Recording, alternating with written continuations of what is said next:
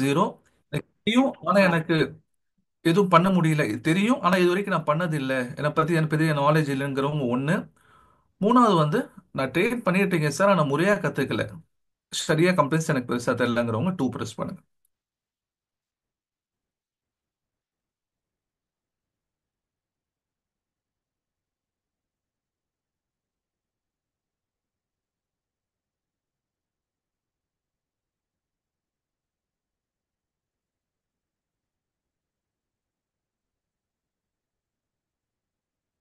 Okay.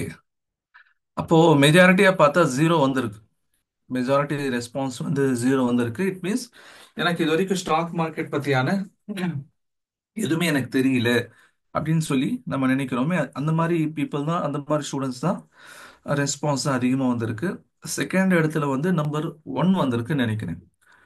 எனக்கு வந்து அதை பற்றி நான் கேள்விப்பட்டிருக்கேன், ஆனால் வந்து நான் எனக்கு அதை ட்ரேட் பண்ணுறதுக்கோ சரியா கம்பெனிஸோ எதுவுமே இது வரைக்கும் நான் பண்ணது இல்லைங்கிறவங்க செகண்ட் கேட்டகரியில் இருக்காங்க. தேர்ட் கேட்டகரி பார்த்தீங்கன்னு சொன்னால் நம்பர் டூ. ஓகே, எனக்கு வந்து நான் பண்ணிட்டு இருக்கேன் தெரியும், ஆனால் அது பற்றியான சரியா கம்ப்ளைண்ட்ஸோ இல்லை வந்து அதை பற்றியான ஒரு முழுமையான பார்வையோ, ஒரு ப்ராப்பராக நான் வந்து கற்றுக்கிட்டேன் அப்படிங்கிற மாதிரியும் எனக்கு இல்லை அப்படிங்கிறவங்க செகண்ட் கேட்டகரி இருக்காங்க. ஓகே, இப்போ வந்து எல்லாத்தையும் நம்ம இதை கவர் பண்ணி போகணும் அப்படிங்கறதுனால நம்ம என்ன பண்ணுவோம், நம்ம வந்து ஸ்கிராச்ல இருந்து ஆரம்பிப்போம். என்ன சொல்ல வருது, என்ன நம்ம வந்து ஸ்டாக் மார்க்கெட் சம்மந்தமா நம்ம என்ன அப்படிங்கறத நம்ம ஜீரோல இருந்து ஆரம்பிக்கலாம். ஓகே, மற்றவங்களுக்கு ஆல்மோஸ்ட் போரிங்கா இருக்காது, ஏன்னா மற்றவங்களுக்கும் இந்த மாதிரி விஷயங்கள் தெரிஞ்சிருக்கிற வாய்ப்பு இல்லை.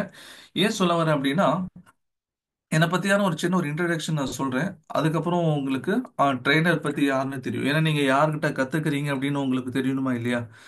நம்ம யார்கிட்ட படிக்கிறோம் அப்படிங்கிறது தெரிஞ்சாதான் நம்ம என்ன படிக்கிறோம் அப்படிங்கிறதும் ஒரு கான்ஃபிடன்ஸ் நமக்கு கிரியேட் ஆகும். அப்படிங்கறனால இன்னைக்கு கான செஷன் வந்து ஸ்டாக் மார்க்கெட்ல இருக்கக்கூடிய ஆப்பர்ச்சுனிட்டிஸை நம்ம பார்க்க போறோம். இன்னைக்கு ஸ்டார்ட் பண்ணதுக்கு முன்னாடி ஒரு small introduction about me. I'm Mohammed Umar, a மௌலவி ஃப்ரம் மதரசா இன் கரூர். கரூர்ல இருந்து நம்ம ஒரு மதரசால இருந்து படிச்சு வந்தோம். அதே மாதிரி வந்து மியாஸ் இன்ஸ்டியூட் ஆஃப் மேனேஜ்மெண்ட் சென்னையில் வந்து எம்பிஏ முடிச்சிருக்கோம். நம்ம யூபிஎஸ்சி கிளாஸஸ்ல எக்கனாமிக் ஃபேக்கல்ட்டியாகவும் இருந்தோம். நாங்கள் படித்த அகாடமிலேயே நான் வந்து 2 இயர்ஸ் நான் திருநெல்வேலியில் இருந்தேன். அதுக்கப்புறம் ஆன்லைன் கிளாஸஸ் எடுத்துட்டு இருந்தேன். அப்புறம் ஸ்டாக் மார்க்கெட் விஷயமா இறங்கும்போது இது நடத்துறதுக்கு இஸ்லாமிக் ஆங்கிள் இருந்து இது நடத்துறதுக்கு ஆள் இல்லை அப்படிங்கறதுனால இதுல ஃபோக்கஸ் பண்ணலாமே அப்படின்னு சொல்லிட்டு மேக்சிமம் நம்ம மதரசா காலத்துல இருந்து 15 இயர்ஸ் பிஃபோர் நம்ம வந்து ஆல்மோஸ்ட் இதோடைய இதோட ரிசர்ச் ஆரம்பிச்சிட்டோம். ஆனா வந்து ரொம்ப இன்டெப்தா இறங்குனதுங்கிறது கொரோனா பீரியட்ல தான். கொரோனால வந்து பாத்தீங்கன்னா எல்லாமே லாக்டவுன். இப்போ நம்ம இன்கம் ஏர்ன் பண்ணணுங்கிற நிர்பந்தம் எல்லாத்துக்கும் இருந்துச்சு. அப்போ ஒரு ஆன்லைன் ஒர்க் இருந்தா நல்லா இருக்கும் அப்படின்னு சொல்லி பார்க்கும்போது தான் ஆன்லைன் ஒர்க்ல நமக்கு என்ன ஆப்ஷன் கிடைச்சது, ஸ்டாக் மார்க்கெட்டுங்கிறது ஒரு ஆப்ஷன் கிடைச்சது. நம்ம இதை கத்துருக்கோமே, இதை நம்ம செய்யலாமே அப்படின்னு சொல்லி இறங்கணும். அதுக்கப்புறம் ஏன் இதை நம்ம மற்றவங்களுக்கு கற்றுக் கொடுக்க கூடாது அப்படிங்கிற ஒரு எண்ணம் வந்துச்சு. ஆனா அதுல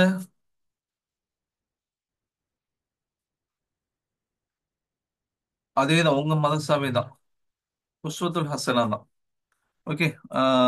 அப்புறம் வந்து மற்றவங்களுக்கு கற்றுக் கொடுக்கலாமே அப்படின்னு சொல்லி ஒரு யோசனை வரும்போது ஆரம்பத்தில் ஒரு சின்ன தயக்கம் இருந்துச்சு. இல்லை நம்ம ஏதாவது தப்பா சொல்லி கொடுக்க போய் அது வந்து அந்த தப்பு நம்ம மேல வந்துடுமோ அப்படிங்கிற ஒரு பயம் இருந்துட்டே இருந்துச்சு. அப்புறம் தாருல் உலூம் தேவபந்துடைய ஃபத்வாக்கள் எல்லாம் இருந்தாலுமே கூட யாராவது ஒருத்தருடைய ஒரு கைடன்ஸ் இருந்தால் நல்லா இருக்கும் அப்படின்னு சொல்லி யோசிச்சுட்டு இருக்கும்போது திண்டுக்கல்ல ஒரு மதரசா இருக்கு. அங்க இருக்கக்கூடிய ஒரு முஃப்தி சாப் ஹசரத் நிசாமுதீன் சொல்லுவாங்க. அவங்களுடைய கைடன்ஸ்ல அவங்க கிட்ட நாங்க, ஆமா பள்ளப்பட்டியில தான், அவங்க கிட்ட வந்து கைடன்ஸ் எடுக்கும்போது அவங்க இல்லை நீங்க கற்றுக் கொடுங்க, இன்னைக்கு இருக்கிற காலகட்டத்தில் முஸ்லிம்களுக்கு ஒரு எக்கனாமிக் டெவலப்மெண்ட்க்கு இது தேவையா இருக்குன்னு சொல்லி அவங்க அனுமதி கொடுத்ததுக்கு அப்புறம் நடத்தலாம்னு சொன்னதுக்கு அப்புறம் நம்ம நடத்த ஆரம்பிச்சோம். ஆரம்பத்தில் இண்டிவிஜுவலா வந்து நான் என்னுடைய சர்க்கிளில் நான் 5 பேட்ச் நடத்திட்டு இருந்தேன். அப்புறம் சைஃபாவோட டைப் பண்ணோம். சைஃபாவோட டைப் பண்ணும்போது அவங்களுக்கு நிறைய ஸ்டூடெண்ட்ஸோட கான்டாக்ட்ஸ் இருக்கு, நிறைய கோர்சஸ் நடத்துறாங்க. அவங்க மூலியமா போகும்போது நிறைய பேரை ரீச் ஆக முடியும் அப்படிங்கறனால ஆல்ரெடி வந்து சைஃபாவோட டைப் பண்ணி நம்ம 2 பேட்ச் முடிச்சோம். 2 பேட்ச் அல்ஹம்துலில்லாஹ் நல்ல விதமா முடிஞ்சு. ஸ்டூடெண்ட்ஸ் இது வரைக்கும் யாரும் இது நெகட்டிவ் கமெண்ட் பண்ணல. நாங்க வந்து ஜெனியூனான உங்களுடைய ரிவ்யூ கொடுங்க அப்படின்னு சொல்லி தான் கேட்டிருந்தோம். யாரும் அல்ஹம்துலில்லாஹ் எல்லாமே பாசிட்டிவான கமெண்ட் தான் கொடுத்திருந்தாங்க. ஏன்னா நம்ம அவங்க ஏதாவது நெகட்டிவ் கமெண்ட் கொடுத்தா மாத்திக்கலாம்னு பார்த்தோம். அவங்க கடைசியா கொடுத்த நெகட்டிவ் கமெண்ட் என்னன்னா அந்த டைமிங் தான். நமக்கு எந்த டைமிங்ல வைக்கிறோம் இல்ல வந்து வீக்லி 6 டேஸ் வச்சனால அது பத்தி அவங்க கடைசியில இன்ஷால்லா அவங்க ரியாஸ் சாரே அவங்க பேசுவாங்க. மற்றபடி டைமிங்கும் டே மட்டும் தான் கொஞ்சம் மாத்தினா நல்லா இருக்கும் சார்னு சொல்லியிருந்தாங்க. மற்றபடி கிளாஸ் பத்தி அவங்க சாட்டிஸ்ஃபேக்டரி தான். அதனால நான் எதுக்கு என்னை பத்தியான இன்ட்ரடக்ஷன் சொல்ல வர்றேன்னா, என்னால வந்து இஸ்லாமிக் ஆங்கிளையும் உங்களுக்கு சொல்ல முடியும். அதே நேரத்துல வந்து ஸ்டாக் மார்க்கெட் பத்தியும் சொல்ல முடியும். இதே நேரத்துல யூபிஎஸ்சி ஃபேக்கல்ட்டியா இருக்கிறதுனால கரண்ட்ல என்ன நடக்குதுங்கிறத கம்பேர் பண்ணி உங்ககிட்ட சொல்ல முடியும். ஓகேங்களா? கரண்ட்ல என்ன போயிட்டு இருக்குங்கிறது. ஏன்னா வந்து ஸ்டாக் மார்க்கெட் தெரிஞ்சவங்களுக்கு ஷரியாவுடைய பிரின்சிபல்ஸ் தெரியறது இல்லை, அது புரியறது இல்லை. ஷரியாவுடைய பிரின்சிபல் தெரிஞ்சவங்களுக்கு ஸ்டாக் மார்க்கெட்ல ப்ராக்டிக்கல் நாலேஜ் இல்லாதனால அது உங்களுக்கு சொல்ல முடியறது இல்லை. இப்ப நம்ம ரெண்டையும் கம்பைன் பண்ணி நம்மளால சொல்ல முடியும் உங்களுக்கு அப்படிங்கிறது நம்மளால கேரண்டியா சொல்ல முடியும். ஓகேங்களா? சரி, இன்னைக்கு வந்து எக்கனாமிக் டெவலப்மெண்ட் அப்படிங்கிறது எவ்வளவு முக்கியம் உங்களுக்கு எல்லாத்துக்கும் தெரியும். அல்ல இன்னைக்கு பர்டிகுலரா நம்ம ஸ்டாக் மார்க்கெட்ல நமக்கு என்ன ஆப்பர்ச்சுனிட்டி இருக்கு, இந்த 3 டாபிக் தான் நம்ம இன்னைக்கு கவர் பண்ண போறோம். ஃபர்ஸ்ட் ஒன் என்னன்னா, how safe is your investment in the stock market. ரெண்டாவது டாபிக் என்ன, what are the growth potential and emerging opportunities. இதுல வந்து முன்னாடி நான் சொல்லிக்கிறேன், இல்ல இங்கிலீஷ் வரும், அரபி வரும், உருது சில சமயத்துல வரும். ஓகே, எல்லாத்தையும் நான் வந்து கன்வெர்ட் பண்ணி தமிழ்ல சொல்லுவேன். அதனால நீங்க என்ன பண்ண வேணாம், பெருசா நீங்க ஒரி பண்ணிக்க வேணாம். ஓகே, இங்கிலீஷ்ல இருக்கு, இல்ல எனக்கு இங்கிலீஷ் தெரியாது, அரபில இருந்தா அரபி தெரியாது, அந்த மாதிரியான எந்த ஒரியும் நமக்கு வேணாம். நான் உங்களுக்கு எல்லாத்தையும் தமிழ்ல கன்வெர்ட் பண்ணி இன்ஷால்லா நான் சொல்றேன். ஓகேங்களா? How safe your investment in the stock market. ரெண்டாவது டாபிக் வந்து இதுல இருக்கக்கூடிய growth பொட்டன்ஷியல் என்ன. மூணாவது என்ன சொன்னா டெக்னிக்கல் டூல்ஸ். பர்டிகுலரா நமக்கு இருக்கிற டவுட் என்ன, இது வந்து ஒரு சூதாட்டம், இது வந்து நம்மளால செய்ய முடியாது, இதுல பணம் போட்டா எல்லாரும் ஏமாந்து போயிடுவாங்க அப்படிங்கிற மாதிரியான ஒரு தாட் தான் வந்து நம்ம கிட்ட இது வரைக்கும் இருந்துட்டு இருக்கு. இதுதான் ஸ்டீரியோ டைப்பிங்னு சொல்லி சொல்லுவோம். ஓகேங்களா? அப்புறம் வந்து இது ஒரு சூதாட்டம், இதுல வந்து பணம் போட முடியுமா, சம்பாதிக்க முடியுமா, எவ்வளவு பேர் இருக்கிறாங்க, அதுல நம்மளால மட்டும் பணம் எடுக்க முடியுமா அப்படின்னு நினைக்கிறவங்களுக்கு ஒரு டெக்னிக்கல் டூல் நான் உங்களுக்கு சொல்லித் தரேன். அதை பத்தி பார்த்தாலே நம்மளால எப்படி ஒரு பொறுமையா இருந்து நம்ம செய்யும்போது, பேராசை இல்லாம செய்யும்போது நம்மளால இதுல ஒரு ரீசனபிள் இன்கம் ஏர்ன் பண்ண முடியும், ஒரு சப்போர்ட்டிவ் இன்கம் ஏர்ன் பண்ண முடியுங்கிறது உங்களுக்கு அது தெரிய வரும். ஓகேங்களா? ஃபர்ஸ்ட் நான் ஏன் இந்த 2 டாபிக் வச்சிருக்கேன், ஏன் நம்மளுடைய இன்வெஸ்ட்மெண்ட் இங்க எவ்வளவு பாதுகாப்பானது, அதே மாதிரி வந்து நமக்கு ஆப்பர்ச்சுனிட்டி என்ன அப்படிங்கிறது ஏன் நான் உங்களுக்கு வச்சிருக்கேன், டைரக்டா நான் வந்து ஸ்டாக் மார்க்கெட் சொல்லாம அப்படின்னா, இதை பத்தியான முதல்ல உங்களுக்கு ஒரு நாலேஜ் கிளியரா ஆகணும். ஓகே, நீங்க செய்யறதுக்கு முன்னாடி ஓகே இதுல நம்ம இன்வெஸ்ட்மெண்ட் பண்ணலாங்கிற ஒரு ஒரு கான்ஃபிடன்ஸ் உங்களுக்கு கிரியேட் ஆகும். கான்ஃபிடன்ஸ் கிரியேட் ஆகாம வெறும் நம்ம ஆப்பர்ச்சுனிட்டிஸ் மட்டும் பார்த்துதான் இன்னைக்கு நிறைய இடங்கள்ல மக்கள் என்ன பண்றாங்க, நிறைய வந்து ஸ்கேம்ல வந்து ஜனங்க வந்து பணத்தை லாஸ் பண்றாங்க. நீ நிறைய வந்து நான் உங்களுக்கு ரிட்டர்ன்ஸ் தரேன், நிறைய உங்களுக்கு வந்து நான் பணம் தரேன் அப்படின்னு சொல்லி நிறைய ஸ்கேம்லாம் உருவாகுறதுக்கு இதுதான் காரணம். அப்ப நம்முடைய இன்வெஸ்ட்மெண்ட் வந்து ஃபர்ஸ்ட் சேஃபா இருக்கா அப்படிங்கிறது நமக்கு தெரியணும். அதை பத்தியான விஷயங்கள் தான் நம்ம முதல்ல பார்ப்போம். இன்னைக்கு வந்து ஆன்லைன்ல பார்த்தீங்கன்னு சொன்னா எத்தனையோ பிசினஸ் இருக்கு. ஓகேங்களா? இன்னைக்கு நம்ம டெய்லி ஒவ்வொரு பிசினஸ் வந்துட்டு இருக்கு ஆன்லைனை பொறுத்த வரைக்கும்.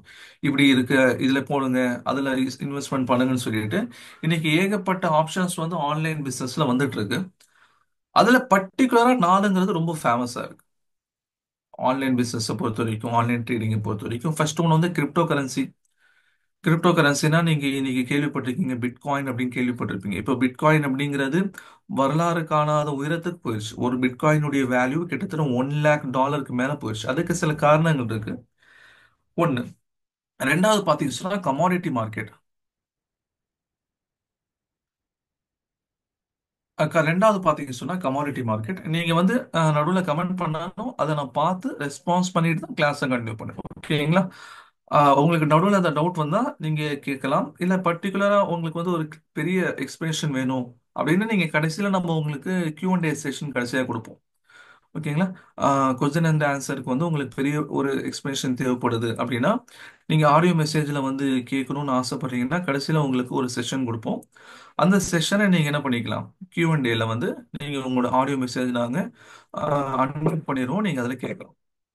இல்ல நடுவில் ஏதாவது மெசேஜ் போடணும், வாய்ஸ் கிளியரா இல்ல இல்லைன்னு சொன்னா இந்த டாபிக் வந்து கொஞ்சம் இன்னொரு தடவை சொல்லுங்க, அந்த மாதிரி நடுவில் கேட்கும்போது மட்டும் நீங்க வந்து ரிட்டன் மெசேஜ்ல கேட்கற மாதிரி. ஓகே, அப்ப இன்னைக்கு ஃபேமஸா இருக்கிறது பாத்தீங்கன்னா சொன்னா 4 விதமான ட்ரேடிங் ஆப்ஷனுங்கிறது இன்னைக்கு ஆன்லைன்ல ஃபேமஸா இருக்கு. ஒன்னு வந்து பிட்காயின், ரெண்டாவது கமாடிட்டி மார்க்கெட். கமாடிட்டி மார்க்கெட் சில பேருக்கு தெரிஞ்சிருக்கலாம், சில பேருக்கு தெரியாம இருக்கலாம். அதாவது ஒரு கமாடிட்டிஸை வந்து அதோடைய பிரைஸ் டிஃபரன்சஸ் வச்சு என்ன பண்ணுவாங்க, வாங்குவாங்க. உதாரணமா அதில் வந்து க்ரூட் ஆயில் இருக்கும், கோல்டு, சில்வரு, ஓகே, அதே மாதிரி வந்து வீட்டு, ரைஸ், இந்த மாதிரி வந்து சில கமாடிட்டிஸ். கமாடிட்டிஸ்னா என்னது, பொருட்கள். அந்த பொருட்கள் என்ன இருக்குன்னு சொன்னா இங்கே இருக்கும்.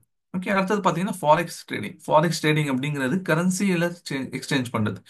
இப்போ வந்து டாலர் இருக்கு, டாலருக்கு அகேன்ஸ்டா வந்து யூரோ, யூரோ இல்லைன்னு சொன்னா yen, இல்லைன்னு சொன்னா இந்தியன் ருபி, இந்த மாதிரி என்ன பண்ணுவாங்க, ஃபாரெக்ஸ் வச்சு ட்ரேட் பண்ணுவாங்க. ஓகே, ஃபாரின் கரன்சி வச்சு ட்ரேட் பண்ணுறது தான் ஃபாரெக்ஸ் ட்ரேடிங்னு சொல்லுவாங்க. நாலாவது பார்த்தீங்கன்னா ஸ்டாக் மார்க்கெட். இந்த ஸ்டாக் மார்க்கெட் அப்படிங்கிறது தான் இன்னைக்கு நம்ம டீட்டெயிலாக அதை நம்ம பார்க்க போகிறோம். இப்போ மற்ற ட்ரேட் ஆப்ஷன்ஸ்ல எப்படி சார், இப்போ வந்து பிட்காயின்ஸ் இருக்கு. நீங்களே தான் சொல்லியிருக்கீங்க இன்னைக்கு வந்து பிட்காயின்ஸ் வந்து வரலாறு வரலாறு காணாத உயரத்தில் இருக்கு அப்படின்னு சொல்லிட்டு. அப்போ நம்ம பிட்காயின்ஸ்ல வந்து ஆப்ஷன் இருக்கான்னு கேட்டால் இதில் ரெண்டு விதமான நமக்கு வந்து ப்ராப்ளம் இருக்கு. ஃபர்ஸ்ட் ப்ராப்ளம் என்ன, ஷரியா ரீதியாக இதை செய்யலாம் அப்படிங்கிற கிளியர் ஃபத்வா இது வரைக்கும் வரல. ஓகேங்களா. இப்போ இந்த பிட்காயின் அப்படிங்கிறது என்னன்னு சொன்னா ஆக்சுவலி ஒரு பிரைவேட் இண்டிவிஜுவல் கிரியேட் பண்ண ஒரு ஆல்கோரிதம். ஓகேங்களா. இது வந்து ஒரு ரியல் காயின் கிடையாது, ரியல் காயின் மாதிரி. ஓகேங்களா. இது டிஜிட்டல் கரன்சி கிடையாது, இது கிரிப்டோ கரன்சி. டிஜிட்டல் கரன்சினா இன்னைக்கு நீங்க ருப்பியை வந்து என்ன பண்ணலாம், நீங்க வந்து கூகுள் பேல கூட நீங்க என்ன பண்ணலாம், சேவ் பண்ணி வச்சுக்கலாம்னா இல்லையா. அது வந்து டிஜிட்டல் கரன்சி. இது வந்து கிரிப்டோ கரன்சி, மெய் நிகர் நாணயங்கள். அதாவது நாணயத்தை போன்று இருக்கக்கூடிய விஷயங்கள் தான் தவிர நாணயம் இல்லை. அரசாங்கம் ஏதாவது இஸ்லாமிய சட்டத்தின்படி அசல் வியாபாரம் அப்படிங்கிறது தங்கத்திலேயும் வெள்ளியில தான் செய்யணும். ஆனா இன்னைக்கு நம்ம என்ன பண்ணோம், கரன்சி நம்ம யூஸ் பண்றோம். ஒரு நிமிஷம் இருங்க.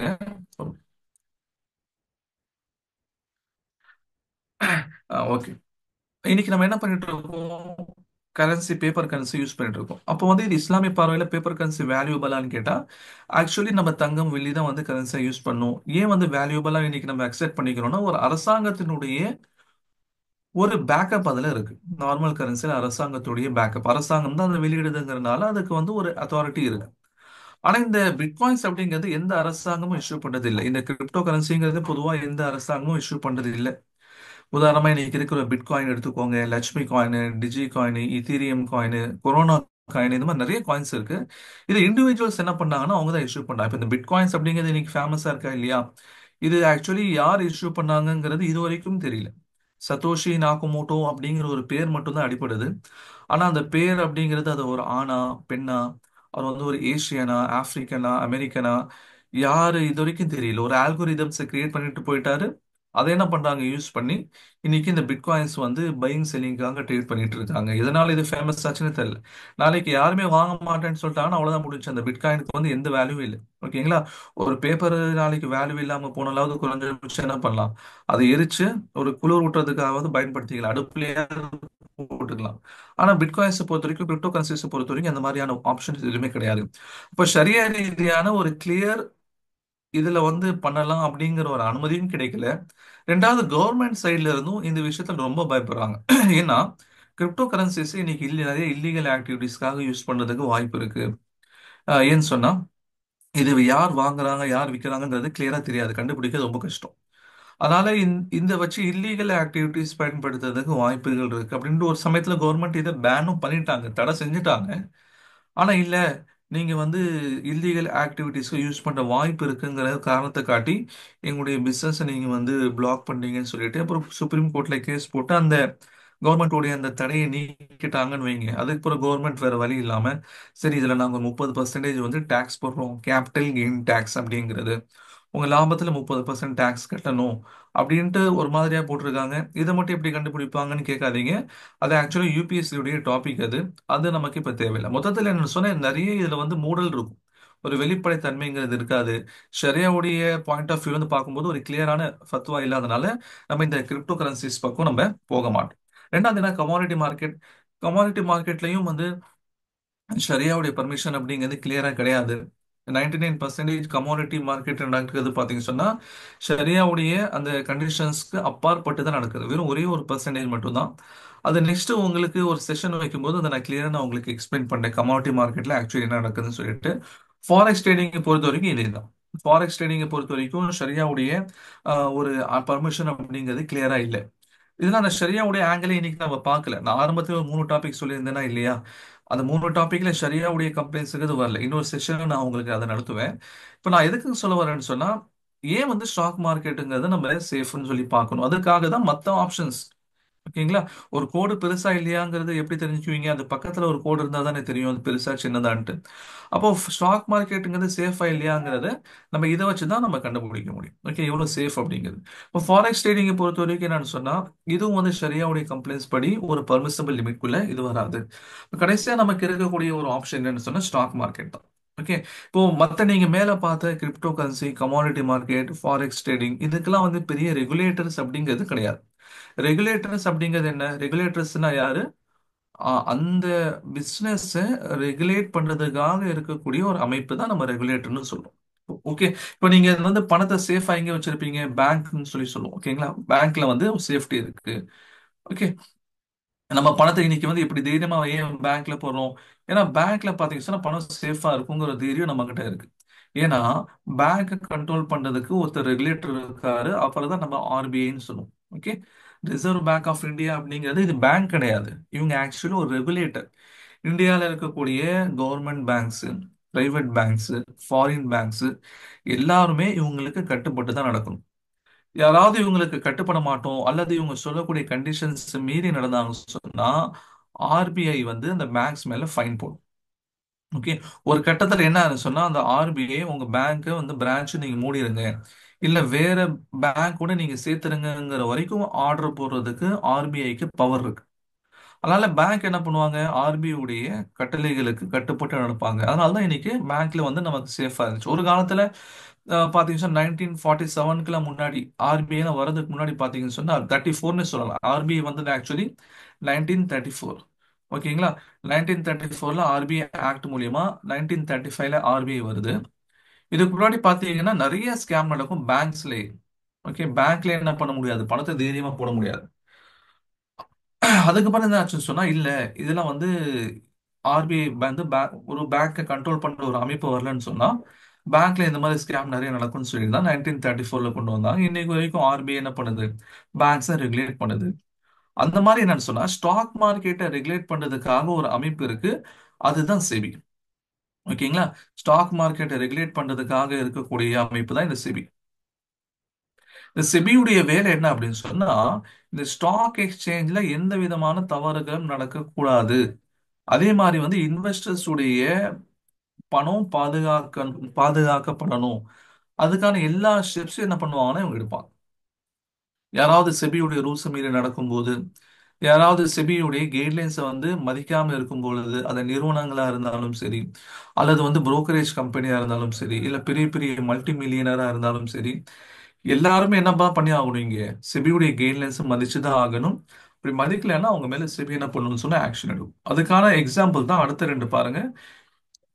இவர் யாருன்னு எல்லாத்துக்கும் தெரிஞ்சிருக்கும். இன்னைக்கு இந்தியாவில் இருக்கக்கூடிய மிகப்பெரிய பிசினஸ் சாம்ராஜ்யங்கள்ல இவங்களோடது ஒன்று. ஓகே.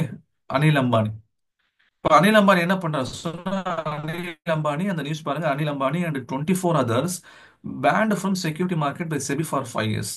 5 வருஷம் இவரை வந்து மார்க்கெட் பக்கமே வரக்கூடாதுன்னு சொல்லி செபி வந்து ஆர்டர் போட்டுச்சு. என்ன அப்படி பண்ணாரு அப்படின்னா, ஒரு நிறுவனத்துக்காக வாங்கின பணத்தை இவருடைய இன்னொரு நிறுவனத்துக்காக பயன்படுத்துறாரு. இவ்வளவுதான்.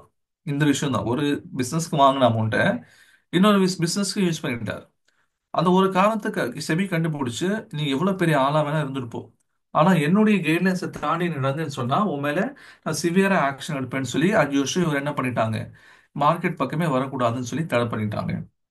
ரெண்டாவது பாத்தீங்கன்னு சொன்னா இந்த லேடி, இவங்க பேர் வந்து சித்ரா ராமகிருஷ்ணன். இவங்களை பத்தி சில பேருக்கு தெரிஞ்சிருக்கலாம். ஒரு 2-3 இயர்ஸ்க்கு முன்னாடி இவங்க ரொம்ப ஒரு ஹாட் நியூஸா இருந்தாங்க. ஸ்டாக் மார்க்கெட்ல இருக்கிறவங்களுக்கு தெரிஞ்சிருக்கும். ஆக்சுவலி இவங்க என்ன பண்ணிட்டாங்க சொன்னா இவங்க வந்து என்எஸ்சி பிஎஸ்சின்னு சொல்லி ரெண்டு அமைப்பு இருக்கு. ஓகேங்களா? என்எஸ்சி பிஎஸ்சின்னு சொல்லுவாங்க. இது என்எஸ்சினா என்ன, பிஎஸ்சின்னா என்னன்னு சொல்லி நம்ம டீட்டெயில்டா நீங்க ரெகுலரா கிளாஸ் ஜாயின் பண்ணும்போது பார்ப்போம். சுருக்கமா சொல்லணும் அப்படின்னா இவங்க தான் மார்க்கெட். இங்க தான் வந்து ஸ்டாக்ஸ் பை பண்றவங்களும் செல் பண்றவங்களும் வருவாங்க. ஓகேங்களா? இப்ப இந்த என்எஸ்சியினுடைய சீஃபா இந்த அம்மா இருந்துச்சு, சித்ராந்த ராமகிருஷ்ணன் அப்படின்ட்டு. இந்த என்எஸ்சியோட சீஃபா இருந்தாங்க. இவங்களுடைய டென்யூர் முடியறதுக்கு முன்னாடியே, இவங்களுடைய பதவி காலம் முடியறதுக்கு முன்னாடியே ஒரு 17 மாசத்துக்கு முன்னாடி ரிசைன் பண்ணிட்டு போயிட்டாங்க. அப்போ செபிக்கு வந்து ஒரு கேள்வி, ஏன் அந்த மாதிரி அவங்க ரிசைன் பண்ணாங்க?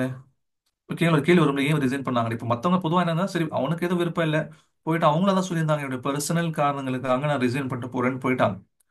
ஆனா செபிக்கு வந்து டவுட் இருந்துச்சு, ஏன் வந்து இவங்க வந்து அப்படி சொல்லிட்டு போகணும் அப்படின்ட்டு. 17 மாசம் ரிசர்ச் பண்ணி அப்புறம் தான் கண்டுபிடிச்சாங்க, இவங்க சில ஆஹ், செபியுடைய சில ரூல்ஸை மீறி இவங்க பிரச்சனை உண்டாக்குறதுக்கு ட்ரை பண்ணியிருக்காங்க. என்னன்னு சொன்னா, இவங்களுடைய கண்ட்ரோல்ல இருக்கக்கூடிய சில டேட்டாஸை இவங்க வந்து இல்லீகலா வெளியே விட்டுட்டாங்க. ஓகேங்களா? இவங்க இல்லீகலா என்ன பண்ணிட்டாங்க, தேர்ட் பர்சன் ஒருத்தனுக்கு வந்து அந்த டேட்டாஸ் எல்லாத்தையும், என்எஸ்யூ டேட்டாஸ் எல்லாத்தையும் வந்து அவங்க வெளியே அனுப்பிச்சிட்டாங்க. அதுல மாட்டிக்குவோன்னு பயந்துட்டு தான் இவங்க ரிசைன் பண்ணிட்டு போவாங்கன்னு சொல்லிட்டு 17 மாசம் கழிச்சு கண்டுபிடிச்சு இவங்களுக்கு தண்டனை கொடுத்தாங்க. இப்ப யோசிச்சு பாருங்க, சரி போறான், போயிட்டு போறான் அப்படின்னு சொல்லி விடல இல்ல, ஏனசி செபி அந்த மாதிரி விடல இல்ல. அப்ப நீ வெளியே போனாலும் தப்பு செஞ்சுட்டு போனேன்னு சொன்னா நான் உன்னை விட மாட்டேன் அப்படிங்கறத என்ன பண்ணுது, செபி காமிக்குது. இதெல்லாம் எதுக்காக வேண்டி? Investment protection. மக்கள், சாதாரண மக்கள் போடக்கூடிய பணம் வந்து இங்க பாதிக்கப்படக்கூடாது. ஏன்னா வந்து 1992 வந்து ஹர்ஷத் மேத்தா அப்படிங்கிற ஒருத்தர் வந்து பெரிய ஸ்கேம் பண்ணாரு. இன்னைக்கு அது வந்து வெப் சீரிஸாவே வந்திருக்கு. நெட்ஃபிளிக்ஸ்ல, நெட்ஃபிளிக்ஸ்லயும் அமேசான்லயும் வந்து ஒரு வெப் சீரிஸாவே இருக்குது. அவர் என்ன பண்ணாரு, பெரிய ஸ்கேம் பண்ணாரு. அப்போ என்ன ஆச்சு, செபி ஒவ்வொருத்தரையும் ஸ்கேம் நடக்கும்போது வந்து ரூல்ஸ் வந்து ரொம்ப ஸ்ட்ரிக்ட் ஆக்குவாங்க. ஓகேங்களா? இப்போ ரீசெண்டா என்ன ஒரு ரிஃபார்ம்ஸ்லாம் கொண்டு வந்தாங்க அப்படின்னா, ஆரம்பத்துல வந்து ஒரு 3 மந்த்ஸ்க்கு முன்னாடி பாத்தீங்கன்னா, இப்ப என்னுடைய ரெஃபரன்ஸ்ல நீங்க வந்து ஜாயின் பண்ணீங்கன்னு வைங்க, என்னுடைய ரெஃபரன்ஸ்ல நீங்க வந்து ஒரு அக்கௌண்ட் ஓபன் பண்ணீங்க, ஜெரோதாவுடைய அக்கௌண்ட் அப்படின்னா, எனக்கு ஒரு 300 ரூபி கமிஷன் கொடுப்பான் ஜெரோதா. ஆனா இன்னைக்கு அதெல்லாம் கொடுக்க கூடாது, அதெல்லாம் நிப்பாட்டிருங்கன்னு சொல்லிட்டு சிபியுடைய ஆர்டர். ஏன் ஏன் சொன்னா, அந்த 300 ரூபி கமிஷனுக்கு ஆசைப்பட்டு நிறைய பேர் என்ன பண்றாங்க, மக்களுக்கு வந்து அவங்களுக்கு தெரியாதவங்களுக்கு ஸ்டாக் மார்க்கெட்ல என்ட்ரி பண்ணிடுறாங்க. அவங்க தெரியாத ஸ்டாக்ஸ்ல அவங்களை இன்வெஸ்ட்மெண்ட் பண்ண வச்சிடறாங்க, அதனால லாஸ் ஆயிருது. அப்போ மக்களை எப்படியெல்லாம் ப்ரொடெக்ட் பண்ண முடியுமோ அப்படியெல்லாம் ப்ரொடெக்ட் பண்ணதுக்குன்னு சொல்லி இருக்கக்கூடிய அமைப்பு தான் இந்த செபிங்கிறது. ஓகேங்களா? அப்போ நம்முடைய இன்வெஸ்ட்மெண்ட் அப்படிங்கிறது இங்க சேஃபா? First of all safe. எப்படி நம்ம பேங்க்ல போடுறோமோ, எப்படி வந்து நம்ம வந்து ஒரு லாக்கர்ல வைக்கிறோமோ, அந்த மாதிரியா நம்மளுடைய அமௌண்ட்டும் நம்மளுடைய ஸ்டாக்ஸும் இங்க சேஃபா இருக்கும். சரிங்களா? அப்ப இது நமக்கு வந்து பணம் வந்து இங்க தொலைஞ்சிருமோ, பணம் இங்க வந்து நம்ம விட்டுருவோமோ அப்படிங்கிற அந்த பயம் நமக்கு இருக்க வேண்டிய தேவையில்லை. காரணம், செபிங்கிற ஒரு அமைப்பு இன்வெஸ்டர்ஸை ப்ரொடெக்ட் பண்ணதுக்காக இருக்குது. அது டே டு டே அவங்க என்ன பண்ணிட்டு இருக்காங்கன்னு சொன்னா, அவங்க இன்வெஸ்டர்ஸ் உடைய ப்ரொடெக்ஷனுக்காக அவங்க ஒர்க் பண்ணிட்டே இருக்காங்க. எந்த தவறும் நடக்காம அவங்க பாக்குறாங்க. ஓகேங்களா? சில பேர் வந்து ஸ்பாஞ்சி ஸ்கீம்ஸ் சொல்லி போடுவாங்க. அதாவது நான் உங்களுக்கு, நம்ம எல்லாம் சேர்ந்து வந்து இன்வெஸ்ட்மெண்ட் பண்ணலாம், நான் உங்களுக்கு இவ்வளோ ரிட்டர்ன்ஸ் நான் உங்களுக்கு சொல்லி தரேன், நான் உங்களுக்கு வந்து நிறைய டிப்ஸ் தரேன், நீங்க என்கிட்ட ஜாயின் பண்ணுங்க, அந்த டிப்ஸை வச்சு நீங்க அந்த கம்பெனியை வாங்குனீங்கன்னு சொன்னா அதுல உங்களுக்கு நிறைய ப்ராஃபிட் கிடைக்கும். அந்த மாதிரியான ஸ்கேம்ஸ்லாம் இன்னைக்கு நிறைய நடக்குது. அதுவும் தப்பு தான். ஓகே, ஒருத்தர் வந்து இந்த ஸ்டாக் வாங்குங்கன்னு சொல்லி டிப்ஸ் தரக்கூடாது, ஆஸ் பர் செபியுடைய கைட்லைன்ஸ். எப்படி சொல்லணும் அப்படின்னா, இது வந்து உங்களுடைய நாலேஜ் பர்பஸ்க்காக தான் கொடுக்குறேன், நீங்க அதுல இருக்கக்கூடிய ரிஸ்க்கை வந்து அனலைஸ் பண்ணிட்டு அதுக்கப்புறம் வாங்க, இப்படிதான் அவங்க டிப்ஸே கொடுக்கணும். இன்னைக்கு டைரக்டா நிறைய பேர் என்ன பண்றாங்க, மந்த்லி 3000 நீங்க சப்ஸ்கிரைப் பண்ணிக்கோங்க, இயர் ஸ்டாக்ஸ் எல்லாத்தையும் நான் உங்களுக்கு என்ன பண்ணேன், நான் உங்களுக்கு டிப்ஸ் தரேன்னு சொல்லி சொல்றாங்க. ஆனா அது மாதிரி டிப்ஸ் வாங்கி செஞ்சவங்க நிலைமை என்ன அப்படிங்கறத கிளாஸ்ல வரும்போது நான் உங்களுக்கு காமிக்கிறேன். ஓகே, அந்த மாதிரி அது எத்தனை பேர் நம்பலாம், நம்பக்கூடாது, ஏன் நம்பலாம், ஏன் நம்பக்கூடாதுங்கிற டீட்டெயில அப்போ நான் உங்களுக்கு கொடுக்குறேன். ஆனா இதுல என்னன்னு சொன்ன, மொத்தத்துல நம்ம கத்துக்கிற போது அதுல வரக்கூடிய லாஸுக்கும் அதுல வரக்கூடிய ப்ராஃபிட்க்கும் நம்ம தான் இன்சார்ஜ். ஓகேங்களா? நம்ம அதை நல்ல விதமா கத்துக்கணும். அதை எப்படி பண்ணணுங்கிற மார்க்கெட்டை வந்து நம்ம சொல்லி கொடுத்துருவோம்னு சொன்னா, நீங்க யாருடைய டிபெண்டன்சியும் உங்களுக்கு தேவைப்படாது. ஜஸ்ட் இனிஷியலா வந்து நீங்க சைக்கிள் கத்துக்கிற மாதிரி தான். ஒருத்தருடைய ஹெல்ப் தேவைப்படும். நீங்க சைக்கிள் கத்துக்கிட்டீங்கன்னா நீங்களே ஓட்ட ஆரம்பிச்சிருக்கீங்களா, அந்த மாதிரி நீங்களே என்ன பண்ணலாம், ஸ்டாக் மார்க்கெட்ல இன்வெஸ்ட்மெண்ட் உங்களால பண்ண முடியும். அப்போ நம்முடைய இன்வெஸ்ட்மெண்ட் இங்க சேஃப் அப்படிங்கிறது தெரிஞ்சிருச்சு. ஓகேங்களா? ஃபர்ஸ்ட் பாயிண்ட், நம்ம 3 பாயிண்ட்ல நம்முடைய ஃபர்ஸ்ட் பாயிண்ட்ங்கிறத நம்ம இங்க கிளியரா எக்ஸ்பிளைன் பண்ணிட்டோம். செகண்ட் பாயிண்ட் என்ன, இதுல இருக்கக்கூடிய ஆப்பர்ச்சுனிட்டிஸ் என்ன? ஓகே, சேஃபா இருக்கு அப்படின்னா மண்ணுல புதைச்சு வச்சா கூட தான் சேஃபா இருக்கும். ஓகே, யாருக்காவது தெரிய போதா? ஆனா மண்ணுல புதைச்சு வச்சா அதுல ஏதாவது growth இருக்க போதா, யாருக்காவது அதுல பிரயோஜனம் இருக்க போதா கேட்டா கிடையாது. ஓகேங்களா? அப்ப சேஃப்டி மட்டும் நமக்கு போதுமா? சேஃப்டி வேணும், ஆனா அது மட்டும் பத்தாது, நமக்கு growth அப்படிங்கிறதும் வேணும். ஓகே, சேஃப்டிங்கிறது நமக்கு பத்தாது, நமக்கு வந்து growth அப்படிங்கிறது வேணும். தம்ஸ் அப் கொடுத்துருக்காங்க. ஓகே, தேங்க்யூ அஹ்மது சித்திக் ஹசனி அவர்களே. அப்ப நமக்கு growth வேணும், ஒரு வளர்ச்சி அடையணும். ஓகேங்களா? ஒரு குழந்தை பிறக்குதுன்னா அப்படியே இருக்கக்கூடாது, அந்த குழந்தை வளரணும். அப்ப இந்த வளர்றதுக்கான ஆப்பர்ச்சுனிட்டிஸ் நம்ம கிட்ட இருக்கா? நம்ம பர்டிகுலர் என்ன சொல்லியிருக்கோம், இந்தியன் ஸ்டாக் மார்க்கெட்னா நம்மளுடைய டாபிக். அதை பத்தி தான் நம்ம பார்க்கவும் போறோம். ஓகேங்களா? நீங்க வந்து சவுதியுடைய stock market, American stock market இதெல்லாம் கேட்டீங்க சொன்னா இது நம்மளுடைய டாபிக்ல கவர் ஆகாது. நம்ம வந்து இந்தியன் ஸ்டாக் மார்க்கெட், அதுல இருக்கக்கூடிய சேஃப்டி, ஆப்பர்ச்சுனிட்டி, ஆப்ஷன்ஸ் தான் நம்ம பார்க்க போறோம். இப்ப என்னென்ன ஆப்பர்ச்சுனிட்டிஸ் ஏன்னா இந்தியன் ஸ்டாக் மார்க்கெட்ல நம்ம கன்சிடர் பண்ணணும் அப்படின்னு பாத்தீங்கன்னா, இன்னைக்கு உலகத்துல வேகமா வளரக்கூடிய எக்கனாமில வந்து இந்தியன் எக்கானமி இருக்கு. இங்க பாருங்க, யூஎஸ் எக்கனாமி இன்னைக்கு எவ்வளோ, $26.8 trillion. இவங்களுடைய வளர்ச்சி வருடத்துக்கு பாத்தீங்கன்னா சொன்னா 2.1%. ஒவ்வொரு வருடமும் இவ்வளவு வளர்ந்துட்டு வராங்க. பார்க்கறதுக்கு நமக்கு பெருசா யூஎஸ் எக்கனாமி தெரியுது. ஆமா, உண்மையும் அதுதான். கிட்டத்தட்ட அவங்களுடைய எக்கனாமி வந்து $26.8 trillion. ரெண்டாவது இடத்துல யார் இருக்கா? China, $19.3 trillion. அவங்களுடைய ஆனுவல் growth எவ்வளோ? 3%. அடுத்தது ஜப்பான் இருக்காங்க, $4.4 trillion. அவங்களுடைய ஆனுவல் growth என்ன? 1.1%. அடுத்தது ஜெர்மனி இருக்கு ஃபோர்த் பிளேஸ்ல, $4.3 trillion. அவங்களுடைய ஆனுவல் growth 1.9%. அடுத்து பார்த்தீங்கன்னா India, fifth largest economy, $3.7 trillion. நம்முடைய ஆனுவல் growth பாருங்க 7.2%. வேகமா வளர்ந்துட்டு வரும். ஆக்சுவலி பிரைம் மினிஸ்டர் மோடி வந்து அவருடைய ஃபர்ஸ்ட் டேர்ம் முடியும் போது என்ன சொல்லியிருந்தாருன்னா, 2025க்குள்ள இந்தியா வந்து $5 trillion எக்கானமியா வளரும்னு சொல்லிட்டு இருந்தார். ஆனா ரெண்டு ப்ராப்ளம் நம்ம கிட்ட வந்துருச்சு. ரெண்டு இல்ல மூணு ப்ராப்ளம்னு சொல்லலாம். ஜிஎஸ்டி வந்து நம்முடைய பிசினஸ் வந்து கொலாப்ஸ் கொஞ்சம் பண்ணி விட்டுருச்சு. அது நிறைய பேர் பிசினஸ் இருக்கிறவங்களுக்கு தெரியும். அதுக்கு அடுத்து பார்த்தீங்க சொன்னா, அந்த 500 1000 செல்லாதுன்னு சொல்லுவாங்க, டிமானிட்டைசேஷன். அது என்ன பண்ணுச்சு, வந்து கொஞ்சம் பிரச்சனை பண்ணி விட்டுருச்சு. மூணாவதா என்னன்னு சொன்னா கொரோனா. ஓகேங்களா? இந்த மூணுல என்ன பண்ணுச்சுன்னா இந்தியன் மார்க்கெட் வந்து ஒரு ஸ்டாக்னன்ட் ஆயிடுச்சு, நகர முடியாம ஆயிடுச்சு. இல்லைன்னா இந்த இந்த 2025 நேரம் நம்ம $5 trillion எக்கானமி ரீச் பண்ணியிருப்போம். தேர்ட் லார்ஜஸ்ட் எக்கானமியா இன்னைக்கு உலகத்துல வளர்ந்துருப்போம். இன்னமும் பிரச்சனை இல்லை, இன்னும் டைம் எடுக்கும். $5 trillion எக்கானமி வர்றது கொஞ்சம் டைம் எடுக்கும். அப்ப நம்ம வேகமா வளர்ந்து வரனால என்ன நாடுகள் என்ன பண்றாங்க, இந்தியாவுடைய ஸ்டாக் மார்க்கெட்டை இன்வெஸ்ட் பண்றதுக்கு மற்ற நாடுகளும் ஆர்வம் காமிக்கிறாங்க. ஓகேங்களா? இந்தியாவுடைய ஸ்டாக் மார்க்கெட்டுங்கிறது இங்க growth பொட்டன்ஷியல் நிறைய இருக்குது. அதனால நம்ம ஒரு நிமிஷம் இருங்க, ஒரு நிமிஷம் இருங்க.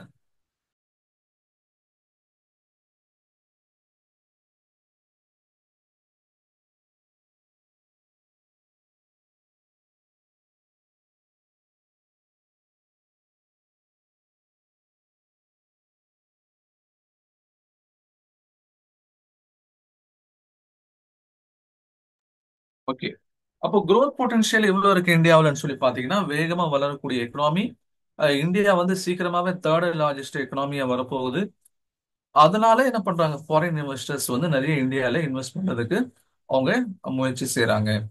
ஓகேங்களா? அப்ப நம்ம இந்தியாவுடைய எக்கனாமி வேகமா வளர போகுது அப்படிங்கிற போது அந்த ஸ்டாக் மார்க்கெட்டும் சேர்ந்து தான் வளரும். அப்படிங்கறதுனால நமக்கு வந்து இங்க ஸ்டாக் மார்க்கெட் grow ஆகிறதுக்கான பாசிபிலிட்டி நிறைய தெரியுது. அதே மாதிரி பாருங்க, ஆனுவல் growth ரேட் அவங்களுக்கு காமிச்சுனா இல்லையா, நீங்க மேஜர் எக்கனாமியோட கம்பேர் பண்ணி பாருங்க. South Africa, USA, France, Brazil, China எல்லாரோட கம்பேர் பண்ணும்போது நம்முடைய இந்தியன் எக்கானமியோட growthங்கிறது அதிகமா இருக்கு. நம்ம வேகமா வளர்றோம். எல்லாரும் வளர்றாங்க. ஆனா எல்லாம் 2%, 2%, 3% இப்படிதான் growth இருக்குதே தவிர, நம்மள மாதிரியான 7% growth அப்படிங்கிறது எந்த நாடுகளும் வளர்றது கம்மி, ரொம்ப ரேர். ஓகேங்களா? அப்ப நம்ம இந்தியனுடைய ஸ்டாக் மார்க்கெட்டும் அதுக்கேத்த மாதிரி வளரும் அப்படிங்கிறது எல்லாருடைய ஒரு நம்பிக்கை. அதனால இந்தியாவுடைய ஸ்டாக் மார்க்கெட்ல ஃபாரின் இன்வெஸ்டர்ஸ் நிறைய பேர் வராங்க. ரெண்டாவது பாத்தீங்க சொன்னா, ஒரு பொருளுடைய மதிப்பு கூடணும்னு சொல்லி வைங்களேன், அதை வாங்கக்கூடியவங்க அதிகமா இருக்கும். உதாரணமா பாத்தீங்கன்னா, ஒரு பூ இருக்கு.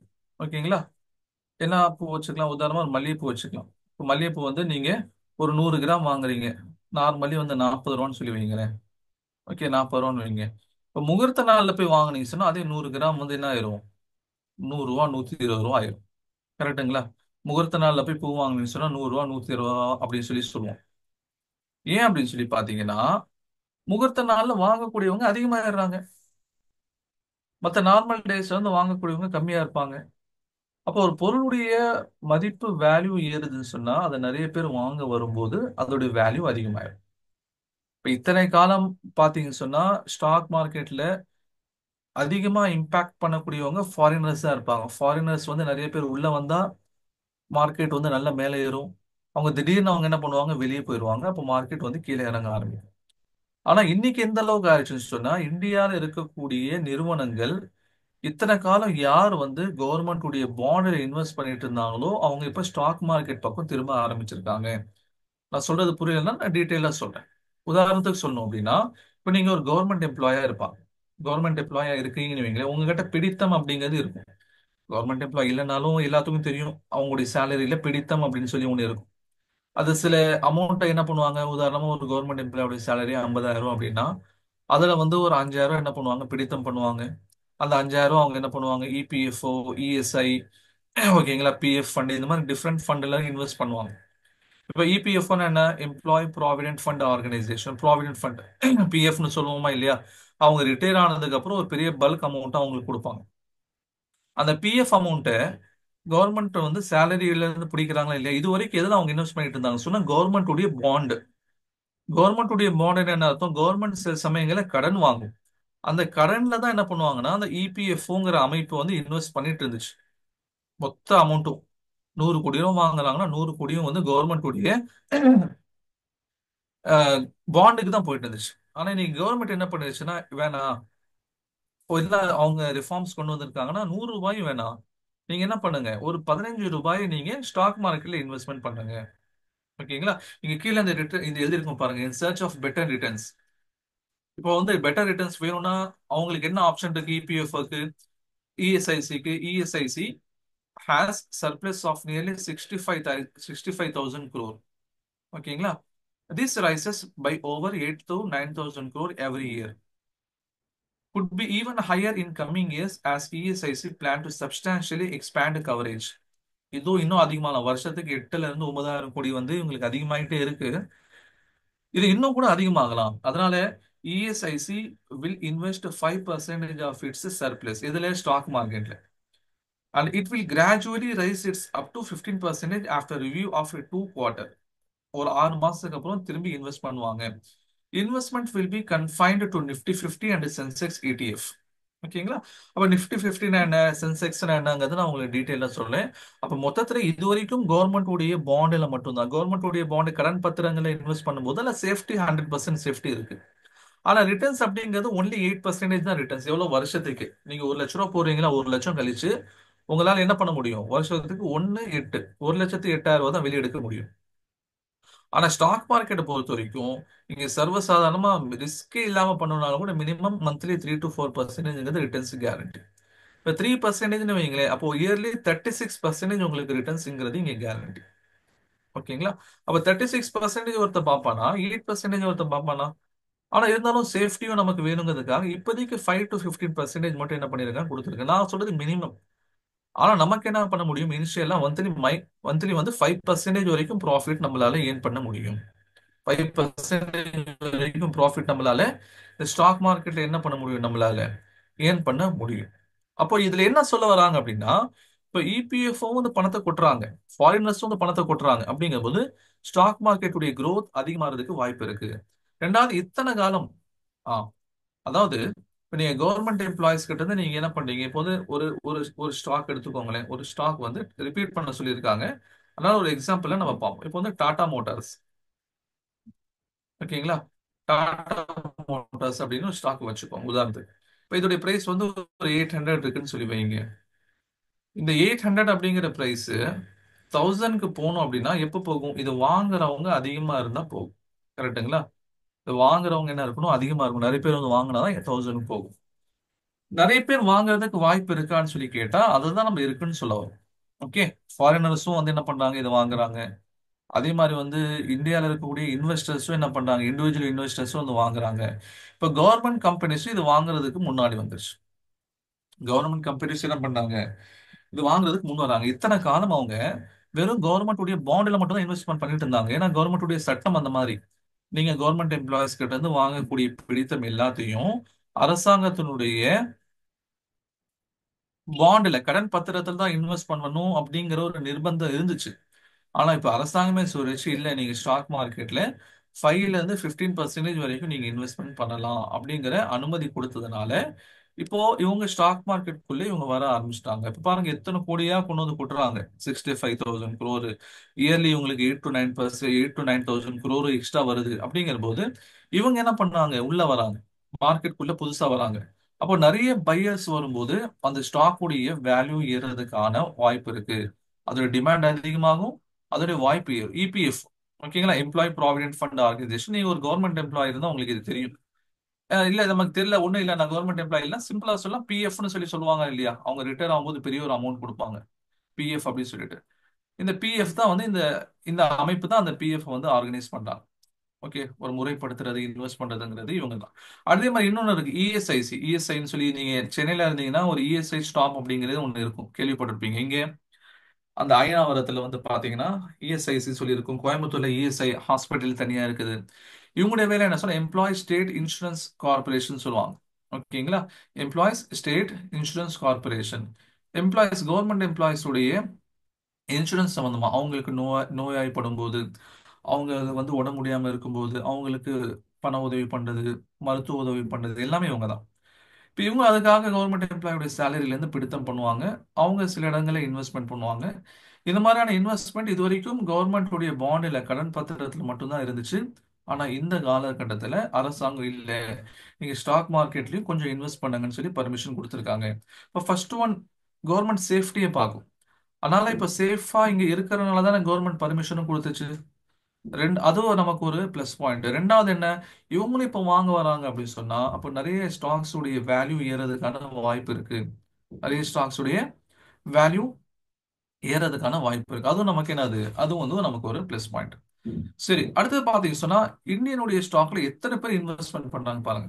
இப்போ ஒரு ஸ்டாக் இருக்குன்னு சொன்னா யார் யார் உள்ள வந்து வாங்குறா, பிரைவேட் ப்ரொமோட்டர்ஸ். அந்த கம்பெனி உருவாக்கக்கூடியவங்க கிட்ட ஒரு பர்சன்டேஜ் ஆஃப் ஸ்டாக்ஸ் இருக்கும். ஃபாரின் இன்ஸ்டிடியூஷனல் இன்வெஸ்டர்ஸ், ஓகேங்களா, ஃபாரின்ல இருந்து இந்தியால இருந்து ஒரு ஸ்டாக் வாங்கக்கூடியவங்க கிட்டத்தட்ட 20% இருக்காங்க.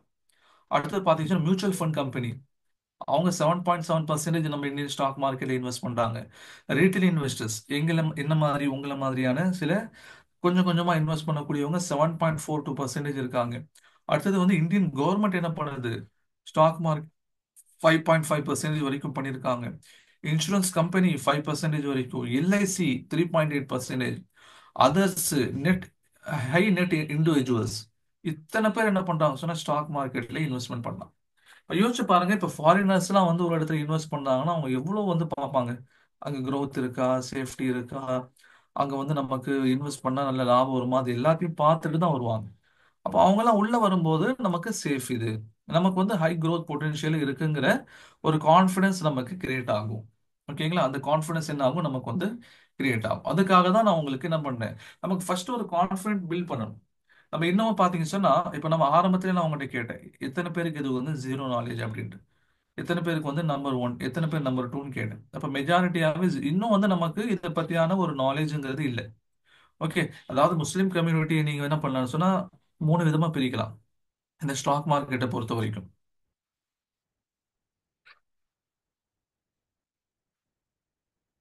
ஓகே, ரெக்கார்டிங்ஸ் இருக்கும். இப்ப பார்க்க முடியல, நீங்க ரெக்கார்டிங்ஸ் வாங்கி பார்த்துக்கலாம். இப்போ வந்து மூணு கம்யூனிட்டியா பிரிக்கலாம். ஃபர்ஸ்ட் ஒன் பாத்தீங்க அப்படின்னு சொன்னா, இதெல்லாம் வந்து சூதாட்டம், இதெல்லாம் வந்து கேம்லிங்கு, இதுலலாம் வந்து பணம் போட்டா போயிடும், அதனால இந்த பக்கம் வரவே கூடாதுன்னு சொல்றவங்க சில பேர். ஓகேங்களா, ஒரு கேட்டகரி ஆஃப் பீப்புள். இப்போ இந்த கேட்டகரி ஆஃப் பீப்புள் என்ன பண்ணுவாங்க, ஸ்டாக் மார்க்கெட் பக்கமே வரமாட்டாங்க. ரெண்டாவது பாத்தீங்கன்னு சொன்னா, அவங்க வந்து ஷரியாவுடைய எந்த கம்ப்ளைண்ட்ஸையும் இவங்க பார்க்கவே மாட்டாங்க. எல்லாரும் மத்தவங்க மாதிரி ஷரியா, ஹலாலு, நான் ஹலாலு, இப்போ இப்போ வந்து ஸ்டாக் மார்க்கெட்ல இன்வெஸ்ட்மெண்ட் பண்ணலாம் அப்படிங்கிறதுக்காக இது முழுக்க முழுக்க ஹலாலும் கிடையாது. அதுவும் நான் உங்களுக்கு ஆரம்பத்துல சொல்லிடுறேன். நமக்கு இதுல வந்து எத்தனை இன்வெஸ்ட்மெண்ட் ஆப்ஷன்ஸ் இருக்கு, அதுல எத்தனை வந்து நமக்கு ஹலாலுங்கிறத நான் உங்களுக்கு சொல்லுவேன். ஓகே, அப்ப சில பேர் என்ன பண்ணுவாங்க சொன்னா, காமனா எல்லாரும் பண்ற மாதிரி வந்து ஹலால் ஹராம் பார்க்காம பண்ணுவாங்க. இந்த ரெண்டுமே தப்பு தான். ஓகே, ஃபர்ஸ்ட் ஒன் யாரு, இது சூதாட்டம். அவங்களுக்கு ஸ்டாக் மார்க்கெட் பத்தி தெரியாது. இப்ப என்கிட்டயே வந்து யாராவது நீங்க என்ன பண்றீங்கன்னு கேட்டாங்கன்னா, நான் வந்து சென்னையில பிசினஸ் பண்ணிட்டு இருக்கேன், நான் வந்து டிஎன்பிஎஸ்சி யூபிஎஸ்சி கிளாஸஸ் எடுத்திருக்கேன்னு தான் சொல்லுவேன். நான் ஸ்டாக் மார்க்கெட் ட்ரைனரா இருக்கேன்னு நான் சொல்ல மாட்டேன். ஏன்னா அது கேட்ட உடனே என்ன ஆயிரும் அவங்களுக்கு, அதெல்லாம் கூடாதே அப்படின்னு சொல்லி தான் ஃபர்ஸ்ட் அவங்களுடைய பாயிண்ட் ஆஃப் வியூ போகும். அவங்களுடைய பாயிண்ட் ஆஃப் வியூ வந்து அதெல்லாம் கூடாது, அதையே வந்து நீங்க சரிங்கன்னு தான் போகும். ஆனா அவங்களுக்கு ஆக்சுவலி அதை பத்தி தெரிஞ்சிருக்கவும் செய்யாது. ஓகே, அவங்களுக்கு அதை பத்தியான ஒரு நாலேஜும் இருக்காது. அப்ப இப்படிதான் ஒரு என்ன இருக்குன்னு சொன்னா ஒரு மைண்ட் செட் கிரியேட் ஆயிருக்கு. ஓகே. ஆனா இதனால தான் இன்னும் நம்முடைய கம்யூனிட்டி வந்து பேக்வர்டாவே இருக்கும் அப்படிங்கிறது என்னுடைய ஃபீலிங். ஒரு ஷரியத் பர்மிஷன் கொடுத்த அளவுக்கு நம்ம செய்யலாம். ஆனா நம்மளே ஒரு ஸ்டீரியோ டைப் கிரியேட் பண்ணிட்டு நம்ம என்ன பண்ணிருக்கோம், உட்காந்துருக்கோம். 1970s இருந்து செய்றவங்க இருக்காங்க. இந்த பேஜ்ல கிறுக்காதீங்க. யாராவது மவுஸ் இதை கிளிக் சொன்னா இந்த பக்கம் தனியா ஒரு லைன் இருக்கும். ஓகே. 1970s 80ஸ்லாம் இந்த ஸ்டாக்ல இன்வெஸ்ட் பண்ணவங்க இருக்காங்க. உதாரணமா சொல்லணும்னு சொன்னா காரைக்குடியில் இருக்கக்கூடிய பீப்புள் என் கூட கூட இருந்தார், ஒரு ஸ்டூடெண்ட் இருந்தாரு. அவங்களாம் 70s 80ஸ்லயே இன்வெஸ்ட் பண்ண ஆரம்பிச்சிட்டாங்க. யோசிச்சு பாருங்க, அந்த சமயத்துல ஃபோன் கூட உருப்படியா இருந்திருக்காது. வெறும் அந்த ரிங் ஃபோன் மட்டும் தான் அதிகபட்சமா இருந்திருக்கும். அந்த சமயத்துல பாத்தீங்கன்னா ஸ்டாக்ஸ் எல்லாமே பேப்பர் ஸ்டாக்ஸ். பேப்பர்ல உங்களுக்கு கொரியர் வரும். அது நீங்க வாங்கும் போதும் அனுப்பும் போதும் கிட்டத்தட்ட 2 மாசம் ஆயிரும். ஆனா இன்னைக்கு வந்து 2 நாள்ல உங்க அடுத்த நாளே ஸ்டாக் கிட்டத்தட்ட உங்க கண்ட்ரோல்ல வந்துடும். ஏன்னா இன்னைக்கு எல்லாத்தையும் டிஜிட்டலா மாத்திட்டாங்க. இன்னைக்கு ஃபோன் இருக்குது, இன்டர்நெட் இருக்குது, கம்ப்யூட்டர் இருக்குது. ஆனா இப்போவும் நம்ம என்ன பண்ணிட்டு இருக்கோம்னா தயங்கிக்கிட்டு இருக்கோம். ஓகே. சரி, ஃபர்ஸ்ட் ஒன் கேட்டகரி தப்பு. அவங்க வந்து இதுல இருக்க நாலேஜ் இது இல்லாம இது வந்து சூதாட்டம்னு புத்தம் புதுவா சொல்லிட்டு போறாங்க. ரெண்டாவது கேட்டகரி ஆஃப் பீப்புள் என்ன, அவங்க வந்து எதுவுமே ஷரியாவுடைய கம்பெனிஸ் எதுவுமே பார்க்காம அவங்க வந்து நார்மலா இதை இன்வெஸ்ட்மெண்ட் பண்ணலாம். இப்ப யோசிச்சு பாருங்க, அப்போ அவங்களுடைய வருமானம் எல்லாமே என்ன ஆயிரும், நான் ஹலாலா அல்ல ஹலால் அப்படிங்கிறது சொல்ல முடியாத மாதிரி ஆயிருமா இல்லையா? ஓகே. நம்ம ஹலாலான வருமானம் நம்ம சம்பாதிக்கணும், அதுதான் வந்து அல்லாஹ்வும் விரும்புறான். அதுதான் நமக்கு வந்து அனுமதியும் கூட. இப்ப நான் ஹலால் ஃபுட்டா வந்துருச்சு, நான் ஹலால் இன்கமா இருந்துச்சுன்னு சொன்னா அப்ப நம்முடைய எந்த அமல்களும் கூடாம போயிடும். அதனால என்னன்னு சொன்னா, இப்ப எல்லாமே பொத்தம்பதுவா செய்யற மாதிரி செய்யறதும் கூடாது. இல்ல எனக்கு இது வேணாம்னு சொல்லி விட்டுட்டு போகவும் கூடாது. இப்ப யோசிச்சு பாருங்க, நான் உங்களுக்கு இஎஸ்ஐ சொன்னேன். இஎஸ்ஐ உங்களுக்கு புரிஞ்சிருக்கும்னு நினைக்கிறேன். இப்ப இந்த இஎஸ்ஐ இபிஎஃப் என்ன பண்றாங்கன்னு சொன்னேன். இந்த பணத்தை கொண்டு போய் பாண்டில் இன்வெஸ்ட்மெண்ட் பண்றாங்கன்னு சொன்னேன். அப்போ ஒரு கவர்மெண்ட் எம்ப்ளாயி அவருடைய சர்வீஸ் முடிச்சு 60 வருஷம் கழிச்சு அவர் வெளியே வரும்போது அந்த இபிஎஃப் உடைய பணம் தானே அவருக்கு வருது. அந்த இபிஎஃப் பணம் இது வரைக்கும் கவர்மெண்ட் உடைய பாண்டுல தானே இருந்திருக்கு. அது பாண்டுங்கிறது ஒரு வட்டி சமாளிச்சான கொடுத்துருக்கு. இதை பத்தி இத்தனை காலங்கள் யாராவது யோசிச்சிருக்காங்களா? இது கூடவும் கூடாதுன்னு சொல்லியிருக்காங்களா? எங்கே போடுறாங்க அப்படிங்கிறது தெரிஞ்சிருச்சு. எப்படி வருதுங்கிறது தெரிஞ்சிருச்சு. இன்னைக்கு கவர்மெண்ட் எம்ப்ளாயி எத்தனையோ முஸ்லிம்ஸ் எம்ப்ளாயிஸ் இருக்காங்க. வருஷ வருஷம் என்னுடைய ஃபாதர் இன்லாவும் கவர்மெண்ட் எம்ப்ளாயி தான். ஓகே. என்னுடைய அப்பாவும் ஒரு சமயத்தில் கவர்மெண்ட் எம்ப்ளாயி இருந்தவங்க, அதுக்கப்புறம் வேணான்னு சொல்லி வந்துட்டாங்க. அப்போ எம்ப்ளாயிஸ் எல்லாம் என்னுடைய பெரியம்மா வந்து ரயில்வே ஸ்டாஃப் தான். என்னுடைய மாமாவும் வந்து ஒரு கவர்மெண்ட் எம்ப்ளாயி தான். இப்போ இவங்கெல்லாம் வந்து ஒரு பல்க் அமௌண்ட் வரும்போது அதை தான் பார்க்குறாங்களே தவிர அதில் வந்து இல்லை இது இஎஸ்ஐல இன்வெஸ்ட் பண்ணியிருக்காங்க, நான் பேணுதலுக்காக நான் இந்த இன்கம்மை வந்து நான் அவாய்ட் பண்ணிக்கிறேன்னு யாராவது நீங்க சொல்கிறாங்களா? கிடையாது. பட் எனிஹோ அதுக்கு சில பர்மிசபிள் லிமிட்ஸும் இருக்கு. ஓகே. பர்மிஷன் கொடுத்துருக்காங்க. அது என்னங்கிறது அது நம்ம இன்டெப்த்தாக நம்ம இப்போ போக வேண்டிய தேவை ஏற்படாதுன்னு நினைக்கிறேன். மொத்தத்தில் என்ன அப்படின்னு சொன்னால், இப்போ ஸ்டாக் மார்க்கெட்னு சொல்லி வரும்போது மட்டும்தான் அது என்ன பண்றாங்க, அதாவது இது ஹலாலா இருக்குமோ, இது ஹராமா இருக்குமோ, சூதாட்டமா இருக்குமோ அப்படிங்கிற ஒரு பயம் வந்து ஒரு ஸ்டீரியோ டைப்பை கிரியேட் பண்ணி வச்சுட்டாங்க. ஆனா இதுல இருக்கிற ஹலாலான ஒரு பார்வையை பார்க்க மறந்துட்டாங்க. அதனால நிறைய நம்ம லாஸ் பண்ணிட்டோம். ஓகே. நீங்க ஒரு நான் ஜென்ரலா சொல்றேன், நீங்க ஒரு ஸ்டாக்ல இன்னும் ஏதோ ஒரு கண்ணை மட்டும் ஒரு ஸ்டாக்ல போடுங்க. ஒரு 10 வருஷம் கழிச்சு பாருங்க, அந்த ஸ்டாக்ஸ் வந்து நாலு நாலு 4 மடங்கு 5 மடங்கு ஏறி. எந்த ஸ்டாக்ஸ் அதுல பர்டிகுலரா நம்ம சில இடங்கள்ல ரிசர்ச் பண்ணி போட்டோம், ரிட்டர்ன்ஸ் ஏதாவது ரிசர்ச் பண்ணி போட்டோம் அப்படின்னா அது 10 மடங்கு கூட ஏறி இருக்கும். இதுல இருக்கக்கூடிய ரிட்டர்ன்ஸ் அப்படிங்கிறது நீங்க எந்த ஒரு இன்வெஸ்ட்மெண்ட் ஆப்ஷன்லயும் உங்களால பார்க்க முடியாது. அதுக்காக நான் என்ன பண்றேன் சொல்ல வரேன். சரிங்களா? இப்போ உதாரணமா பாருங்க. இப்போ ஐபிஓ அப்படின்னு சொல்லி நீங்க கேள்விப்பட்டிருப்பீங்க. மக்களுக்கு எவ்வளவு கிரேசி இருக்கு. ஐபிஓனா இனிஷியல் பப்ளிக் ஆஃபரிங் அப்படின்னு நீங்க கேள்விப்பட்டிருக்கலாம். அப்படின்னு என்ன அர்த்தம், ஒரு கம்பெனி ஆல்ரெடி நடந்துட்டு இருக்கக்கூடிய கம்பெனி தன்னுடைய பிசினஸ் எக்ஸ்பேண்ட் பண்றதுக்காக ஸ்டாக் மார்க்கெட்டுக்கு வருவாங்க. இப்படி நான் இந்த மாதிரியான பிசினஸ் ரன் பண்றேன், எனக்கு இப்போ இருந்த ஒரு 1000 கோடி ரூபாய் வேணும், எனக்கு இப்போ வந்து ஒரு 1000 கோடி ரூபாய் வேணும், எனக்கு வந்து தேங்க்யூ கிளாப் பண்றாங்க யாரோ, தேங்க்யூ. 1000 கோடி ரூபாய் எனக்கு வேணும். இப்போ நான் இந்த 1000 கோடி ரூபாய் நான் என்ன பண்றேன் அப்படின்னு சொன்னா மக்கள்கிட்ட இருந்து இன்வெஸ்ட்மெண்ட்டா வாங்குறேன். அது எங்க இருக்கு எனக்கு ஆப்ஷன் இருக்கு, ஸ்டாக் மார்க்கெட்ல ஆப்ஷன் இருக்கு. நான் என்னுடைய கம்பெனியே புதுசா ஐபிஓல வந்து இஷ்யூ பண்ணி நான் அவங்ககிட்ட இருந்து பணம் வாங்கி நான் வந்து என்னோட பிசினஸ் எக்ஸ்பேண்ட் பண்ணிக்கிறேன் அப்படின்னு சொல்லி வரவங்க தான் அந்த ஐபிஓக்கு வருவாங்க. புதுசா வரக்கூடிய கம்பெனிஸ் ஐபிஓக்கு. இப்ப பாருங்க, ஒரு 2 மாசத்துக்கு முன்னாடி ஒரு பைக் டீலர் கம்பெனி, ஓகேங்களா, பைக் டீலர் கம்பெனி நான் 2 ஷோரூம் வைக்கணும் மும்பைல. ஓகேங்களா, 2 ஷோரூம் வைக்கணும், பைக் ஷோரூம். அது 2 ஷோரூம் சேர்த்து மொத்தம் எத்தனை எம்ப்ளாயிஸ் சொன்னா 8 எம்ப்ளாயிஸ். அவருக்கு எவ்வளவு இன்வெஸ்ட்மெண்ட் வேணும், எவ்வளவு இன்வெஸ்ட்மெண்ட் வேணுங்கிறாரு, 12 கோடி ரூபா தான் வேணுங்கிறாரு. ஆனா அந்த 12 கோடி ரூபாய் இன்வெஸ்ட்மெண்ட் கேட்டவருக்கு எவ்வளவு இன்வெஸ்ட்மெண்ட் இங்க வந்து கலெக்ட் ஆயிருக்கு? 4800 கோடி ரூபாய்.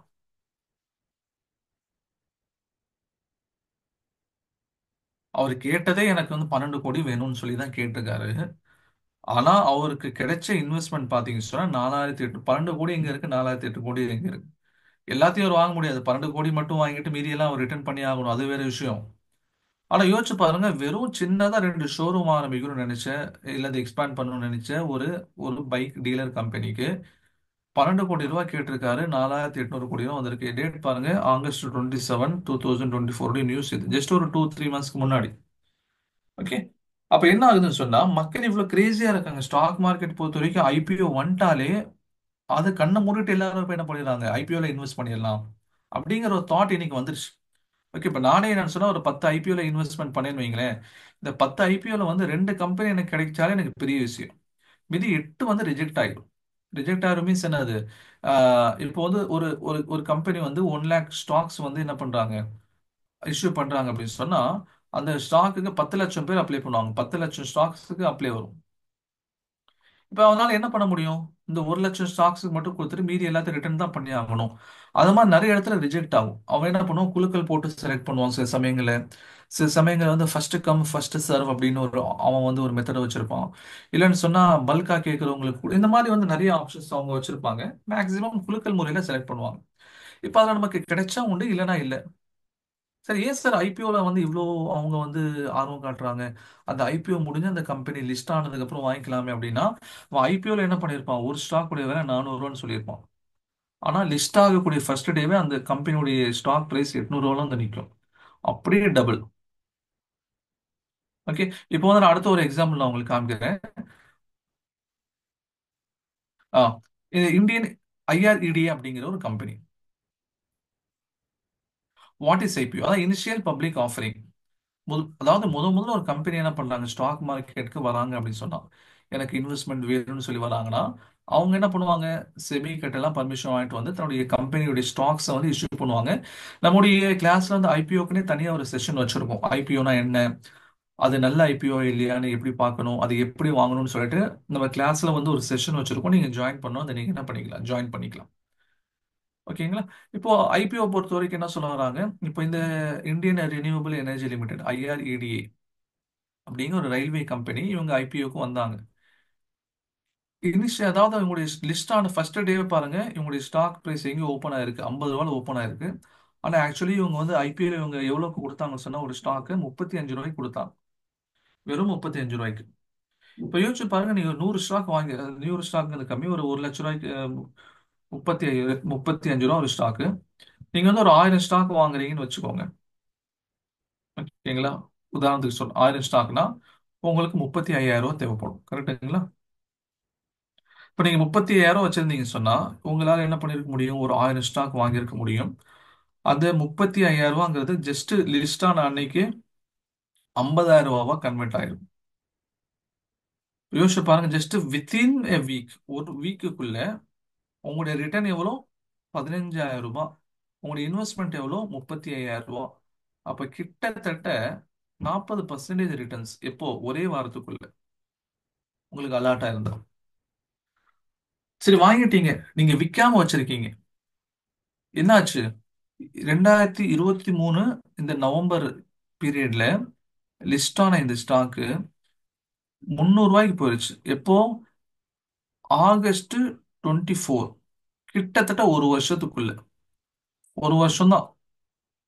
அதுக்குள்ள என்ன ஆச்சு, 50 ரூபாய் லிஸ்ட் ஆன ஸ்டாக்கு 300 ரூபாய்க்கு போயிடுச்சு. அப்ப என்ன பண்ற, எவ்வளோ, 6 மடங்கு, 6 டைம்ஸ். அப்ப நீங்க என்ன பண்ணிருக்கீங்க, 30,000 ரூபாய் கொடுத்து நீங்க ஐபிஓல அப்ளை பண்ணி வாங்குறீங்க. இன்கேஸ் உங்களுக்கு கிடைச்சிருந்தா ஓகே, லிஸ்ட் ஆன அன்னைக்கு 50,000 கிடைச்சிருக்கும். இல்ல அன்னைக்கு கிடைக்கல, இப்போ நீங்க 50,000 கொடுத்து ரியல் மார்க்கெட்ல இப்போ வாங்குறீங்கன்னு வச்சுக்கோங்க. அப்போ அந்த 50,000 ரூபாய் அப்படிங்கிறது ஒரு வருஷத்துக்குள்ள எப்படியா இருக்கும், 6 டைம்ஸ் ரிட்டர்ன்ஸ். அப்போ அந்த 50,000 ரூபாய் அப்படிங்கிறது உங்களுக்கு 3 லட்சம் ரூபாவா இருக்கும் ஒரு வருஷத்துக்குள்ள. ஒரு வருஷத்துக்குள்ள என்ன இருக்கும், அந்த 50,000 ரூபாங்கிறது 3 லட்சமா மாறி இருக்கும். ஓகேங்களா? இதுதான் வந்து ஸ்டாக் மார்க்கெட் இருக்கக்கூடிய ஒரு பெரிய பிளஸ் பாயிண்ட். நீங்க வந்து கொஞ்சம் பொறுமையா இருக்கீங்க, கொஞ்சம் அவசரப்படாம இருக்கீங்க அப்படின்னு சொன்னா, அது நல்ல ரிட்டர்ன்ஸ் உங்களுக்கு கொடுக்கும். அதான் சொல்லுவாங்க, actually market works for investors. Market வந்து யாருக்காக வேலை செய்யுதுன்னா, இன்வெஸ்டர்ஸ்க்காக தான் வேலை செய்யுது. இன்வெஸ்டர்ஸ் அப்படிங்கிறவங்க யாரு? லாங் டேர்ம்க்கு போடுறாங்க. அவங்க ஷார்ட் டைமா வரக்கூடிய ஷார்ட் டைம் ஷாக்ஸ் நான் திடீர் திடீர்னு நடுவில் மார்க்கெட் கொஞ்சம் இறங்கும். அதுக்கெல்லாம் அவங்க பயப்படவே மாட்டாங்க. மார்க்கெட் கீழே இறங்குச்சுன்னா இன்னும் கொஞ்சம் வாங்கி வச்சுக்குவாங்க. ஓகேங்களா? அவங்க 5 வருஷம், 10 வருஷம், 15 வருஷம் இந்த மாதிரி போட்டு வச்சுக்கிட்டு கடைசியில பார்த்தீங்கன்னா 1 லட்ச ரூபா இன்வெஸ்ட்மெண்ட் பண்ணவங்க 12 லட்சம், 13 லட்சம், 15 லட்சம் மாதிரி 10 வருஷத்துக்கு கழிச்சு எடுப்பாங்க. இப்ப இந்த மாதிரி ரிட்டர்ன்ஸ் அப்படிங்கிறது வேற எதுலயுமே இருக்காது. ஓகேங்களா? வேற எதுல எதுல இருக்கு அப்படிங்கிறது நான் உங்களுக்கு அடுத்து நான் உங்களுக்கு கீழே நான் உங்களுக்கு எக்ஸ்பிளைன் பண்ணுவேன். அப்போ நமக்கு இந்த ஸ்டாக் மார்க்கெட்ல இவ்வளோ ஆப்பர்ச்சுனிட்டிஸ் இருக்கு. இது இன்வெஸ்டர்ஸ்க்கு. சரி, ரெண்டாவது ட்ரேடர்ஸ் என்ன? ட்ரேடர்ஸ் அப்படிங்கிறவங்க குளிர் காய்வாங்க. ஓகே, ஒரு மாசம் கையில ஸ்டாக் வச்சிருப்பாங்க, ஒரு வாரம் கையில வச்சிருப்பாங்க.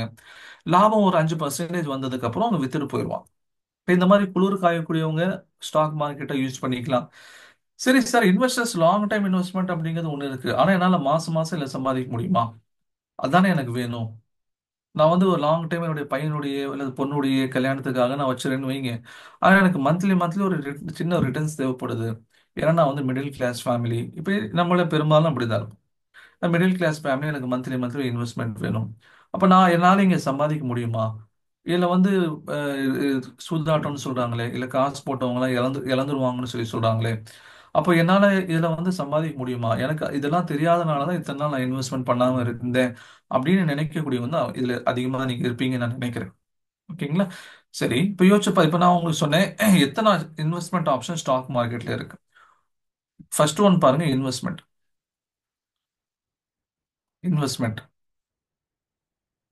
ஓகேங்களா? இது வந்து ஒரு இன்வெஸ்ட்மெண்ட் ஆப்ஷன். இட் மீன்ஸ் என்னது? லாங் டேர்ம்க்கு நீங்க பண்றீங்க, ஒரு 5 வருஷம், 10 வருஷம். ஓகேங்களா? இதுக்கு ஷரியாவுடைய பர்மிஷன் இருக்கா? இருக்கு. ரெண்டாவது என்ன? Swing trading. ஸ்விங் ட்ரேடிங் அப்படின்னா நம்ம சுருக்கமா சொல்லணும்னா, நீங்க ஒரு ஸ்டாக் வாங்குறீங்க. வாங்கி ஒரு நாளோ 2 நாளோ, ஒரு வாரமோ 2 வாரமோ உங்களுக்கு ஒரு 5% ப்ராஃபிட் வந்தா நீங்க என்ன பண்ணிடுறீங்க? நீங்க வித்துறீங்க. ஓகேங்களா? அப்போ வந்து 1 வீக் டு 1 மந்த் நீங்க என்ன பண்ணிருக்கீங்க? அதை கையில வச்சு உங்களுக்கு லாபம் வந்தாலும் வித்துருவீங்க. இதுக்கு பர்மிஷன் இருக்கா? இருக்குது. அடுத்து மூணாவது பாத்தீங்கன்னா பிடிஎஸ்டி. பிடிஎஸ்டி அப்படின்னா என்ன அர்த்தம்? இன்னைக்கு வாங்கி நாளைக்கு விற்கிறீங்க. இதுக்கு வந்து ஒன் டே தான். இதுக்கு பர்மிஷன் இருக்கா? இருக்கு.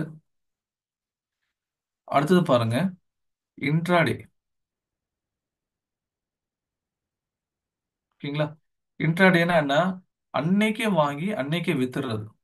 இதுக்கு பர்மிஷன் இருக்கா? கிடையாது. ஷரியா பிரின்சிபல்ல இதுக்கு பர்மிஷன் கிடையாது. அடுத்தது என்ன இருக்குது? அடுத்தது பாத்தீங்கன்னு சொன்னா ஸ்கேல்பிங். ஓகே, ஸ்கேல்பிங்னா என்ன அர்த்தம்? நீங்க ஸ்டாக் வாங்கி 10ல இருந்து 15 நிமிஷத்துக்குள்ள க்ளோஸ் பண்ணிட்டு போயிடுறது. இதுக்கு பர்மிஷன் இருக்கா? கிடையாது. அடுத்தது பாருங்க, ஃபியூச்சர்ஸ். இதுக்கு பர்மிஷன் இருக்கா? கிடையாது. ஃபியூச்சர்ஸ்னா என்ன கேட்காதீங்க, ஏன்னா இது ஜஸ்ட் சிம்பிளா சொல்ல முடியாது. இந்த டீட்டெயில ஒரு கிளாஸ் நான் உங்களுக்கு எக்ஸ்பிளைன் பண்ணுவேன். அடுத்தது பாத்தீங்கன்னா ஆப்ஷன்ஸ். இதுல சரியோட பர்மிஷன் இருக்கா? கிடையாது. அப்ப எத்தனை பர்மிஷன் நமக்கு இருக்கு? இன்வெஸ்ட்மெண்ட் பண்ணலாம், ஸ்விங் ட்ரேடிங் பண்ணலாம், பிடிஎஸ்டி பண்ணலாம். இன்ட்ராடே பண்ண பர்மிஷன் கிடையாது. பிடிஎஸ்டி ப்ளீஸ். பிடிஎஸ்டி ஒன்றும் இல்லை, பை டுடே செல் டுமாரோ, அவ்வளவுதான். பிடிஎஸ்டி, பை டுடே செல் டுமாரோ. இன்னைக்கு வாங்கி நாளைக்கு விற்கிறது. இந்த மூணுக்கு பர்மிஷன் இருக்கு. இன்ட்ராடேக்கு பர்மிஷன் கிடையாது, ஸ்கேல்பிங்க்கு பர்மிஷன் கிடையாது, ஃபியூச்சர்ஸ்க்கு கிடையாது, ஆப்ஷன்ஸ்க்கு கிடையாது. இன்னைக்கு பணத்தை விடுறவங்க எல்லாம் இதுல தான் விடுவாங்க. நான் இந்த சர்க்கிள் பண்றேன் பாருங்க. பணத்தை விடுறவங்க எல்லாம் என்னதான் இதுல தான் விடுவாங்க. ஏன் சார் அப்படி சொல்றீங்க? இப்ப இன்ட்ராடேங்கிறவங்க நீங்க அன்னைக்கே வாங்கி அன்னைக்கு வித்தா. இன்னொன்னு இருக்கு, ஒரு மறந்துட்டேன். Short selling.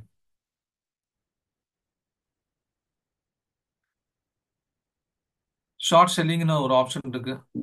இதுக்கு பர்மிஷன் இருக்கா? கிடையாது. ஷார்ட் செல்லிங்னா என்ன? எப்படி ஒரு பொருளை நீங்க வாங்கி விற்க முடியுமோ. ஓகே, நீங்க ஒரு வியாபாரியா இருக்கீங்க. நீங்க என்ன பண்ண முடியும்? ஒரு பொருளை வாங்குறீங்க, விற்கிறீங்க. ஆனா ஸ்டாக் மார்க்கெட்ல உங்களுக்கு என்ன ஒரு ஆப்ஷன் இருக்குன்னா, வித்துட்டு வாங்க முடியும்.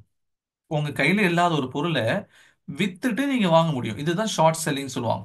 இதை பத்தியான டீட்டெயில் நம்ம கிளாஸஸ், ரெகுலர் கிளாஸஸ் நம்ம பார்ப்போம். உங்களுக்கு நான் இமேஜஸ்லாம் வச்சு நான் எக்ஸ்பிளைன் பண்ணுவேன். இப்போ ஷார்ட் செல்லிங்கிறது சிம்பிளா சொல்லணும் அதான். கையில இல்லாத பொருளை நீங்க வித்துருவீங்க, அதுக்கப்புறம் திரும்ப அதை நீங்க வாங்குவீங்க. ஓகேங்களா? இதான் ஷார்ட் செல்லிங்னு சொல்லி சொல்லுவோம். இப்போ இந்த ஷார்ட் செல்லிங்கும் பர்மிஷன் கிடையாது. இப்போ இந்த பணத்தை இழக்கிறவங்க எல்லாமே இந்த intraday, scalping, futures, options, short selling தான் பணத்தை விடுவாங்க. ஏன்? இப்போ இன்ட்ராடேல பாருங்க. இப்போ இன்ட்ராடேல என்னன்னு சொன்னா ஒரு ஒரு ரெண்டு பையர்ஸ் இருக்காங்க. ஒன்னு வந்து பையர் ஏ, இன்னொன்னு வந்து பையர் பி. ஓகேங்களா? பையர் ஏ என்ன பண்றாரு அப்படி சொன்னா இன்ட்ராடேல ஒரு ஸ்டாக் வாங்குறாரு. அதே ஸ்டாக் வந்து பையர் பி வந்து பிடிஎஸ்டிக்கு வாங்குறாரு. இப்ப ரெண்டு பேருடைய மோட்டிவ் என்ன சொன்னா நாளைக்கு இந்த ஸ்டாக் உடைய பிரைஸ் வந்து ஒரு 10% ஏறிடும், நம்ம வித்துட்டு போயிடலாம் அப்படின்னு சொல்லி என்ன பண்ணுவாங்க, வாங்குறாங்க. இப்ப இன்ட்ராடேல வாங்குறதுக்கு என்ன ஒரு கண்டிஷன், அடிஷனல் கண்டிஷன் சொன்னா அன்னைக்குள்ள அவர் வித்தாகணும். ஓகே, காலையில 9:15க்கு மார்க்கெட் ஆரம்பிக்குது, ரெண்டு ரெண்டு பேரும் 9:15க்கு வாங்குறாங்க. ஓகே, இப்போ வந்து ஃபர்ஸ்ட் இன்ட்ராடே பண்ணவர் மார்க்கெட் முடியறதுக்கு முன்னாடி 3:30க்கு மார்க்கெட் க்ளோஸ் ஆகும், அதுக்கு முன்னாடி அவர் வித்தே ஆகணும். ஆனா பிடிஎஸ்டி என்ன பண்ணுவாரு, அவர் நாளைக்கு விற்பாரு. ஓகேங்களா? இப்போ ரெண்டு பேரும் 10% இன்டென்ஷன்ல வாங்குறாங்க. இப்போ என்ன ஆகுது, அந்த ஸ்டாக் உடைய வேல்யூ வந்து ரூ. 100, 110 போகும்னு சொல்லி நினைச்சு வாங்குறாங்க. அன்பார்ச்சுனேட்லி அந்த ஸ்டாக் என்ன ஆச்சு சொன்னா ரூ. 95 வந்துருச்சு. ஓகேங்களா? ரூ. 95 வந்துருச்சு. இப்போ இந்த இன்ட்ராடே பண்றவருக்கு என்ன ஒரு நிர்பந்தம்னா அன்னைக்குள்ள அவர் க்ளோஸ் பண்ணி ஆகணும். அவர் க்ளோஸ் பண்ணலன்னா மார்க்கெட்டே க்ளோஸ் பண்ணி விட்டுரும். அவர் புரோக்கரே க்ளோஸ் பண்ணி விட்டு பெனால்ட்டியும் சேர்த்து கொடுப்பார். ஆல்ரெடி அவருக்கு ரூ. 5 லாஸ், அது மேல பெனால்ட்டியும் போடுவார். அப்ப இங்க இன்ட்ராடே இருக்கிறதுக்கு லாஸ். பிடிஎஸ்டிக்கு என்ன, அவர் விற்கணுங்கிற நிர்பந்தம் கிடையாது. அவர் நாளைக்கு விற்கலான்னு சொல்லி வச்சிருக்காரு. நாளைக்கு பார்ப்பாரு, நாளைக்கு ரூ. 97 தான் வருது. அதுக்கு அடுத்த நாள் பார்ப்பாரு ரூ. 98 தான் வருது. அதுக்கு அடுத்த நாள் பார்ப்பாரு ரூ. 99 வருது. அதுக்கு அடுத்த நாள் பார்ப்பாரு ரூ. 102 வந்துச்சு. அப்ப ரூ. 102 அப்போ அவர் வித்துக்கலாம். ஆனா இன்ட்ராடே பண்ணக்கூடியவருக்கு என்னன்னு சொன்னா அன்னைக்குள்ள அந்த நிர்பந்தம் வித்தே ஆகணும். ஓகேங்களா? அதனால தான் இன்ட்ராடே பண்ணக்கூடியவங்க நிறைய பேர் வந்து ஸ்டாக் லாஸ் பண்றாங்க. ஆனா இருந்தாலும் ஏன் சார் அங்கே எல்லாரும் போறாங்கன்னா அதுக்கும் சில காரணங்கள் இருக்கு. ஓகேங்களா? அதுக்கும் காரணங்கள் இருக்கு. அதை டீட்டெயிலாக நீங்க எக்ஸ்பிளைன் பண்ண முடியாதுங்கிறதுக்காக நான் ஸ்கிப் பண்றேன். அதே மாதிரி scalping, future and options, futures, options, short selling, இது எல்லாமே என்னன்னா நம்மள ஆசை காமிச்சு உள்ள இழுத்து நம்மள என்ன பண்ணிடுறோம், சுத்தமா காலி பண்ணும். அதனால தான் லாஸ் பண்றவங்க இதெல்லாம் போய் செஞ்சுட்டு இல்ல இல்ல அது சூதாட்டம், அங்க போனா நீங்க பணத்தை விட்டுருவீங்கன்னு சொல்லுவாங்க. ஆனா இந்த ஆப்ஷன்ஸ் யாருமே கன்சிடர் பண்ண மாட்டாங்க. ஏன்னா ஜனங்களுடைய பேராசை. போனா வந்து நிறைய உடனே சம்பாதிச்சுட்டு வரணும். நான் 1 லட்ச ரூபா போட்டா 1 லட்ச ரூபா நான் எடுக்கணும் ஒரே மாசத்துல அப்படின்னு நினைச்சீங்கன்னா உங்களுக்கு இந்த இடத்துல பாசிபிள். அது 1 லட்ச ரூபா போட்டு 1 லட்ச ரூபா இங்க உங்களால எடுக்க முடியும். ஆனா போனாலும் அந்த 1 லட்ச ரூபால 1 லட்ச ரூபா அப்படியே போறதுக்கும் வாய்ப்பு இருக்கு. ஆனா இந்த பக்கம் பாத்தீங்கன்னா 1 லட்ச ரூபா போட்டு ஒரு மாசத்துல 1 லட்ச ரூபா எடுக்க முடியாது. நீங்க 4000 5000 எடுத்தாலே போதும். இது பாசிபிள் இங்க. இந்த மாதிரி நீங்க நியத்து வச்சீங்கன்னா உங்களுக்கு நட்டம் பெருசா வராது. ஓகேங்களா?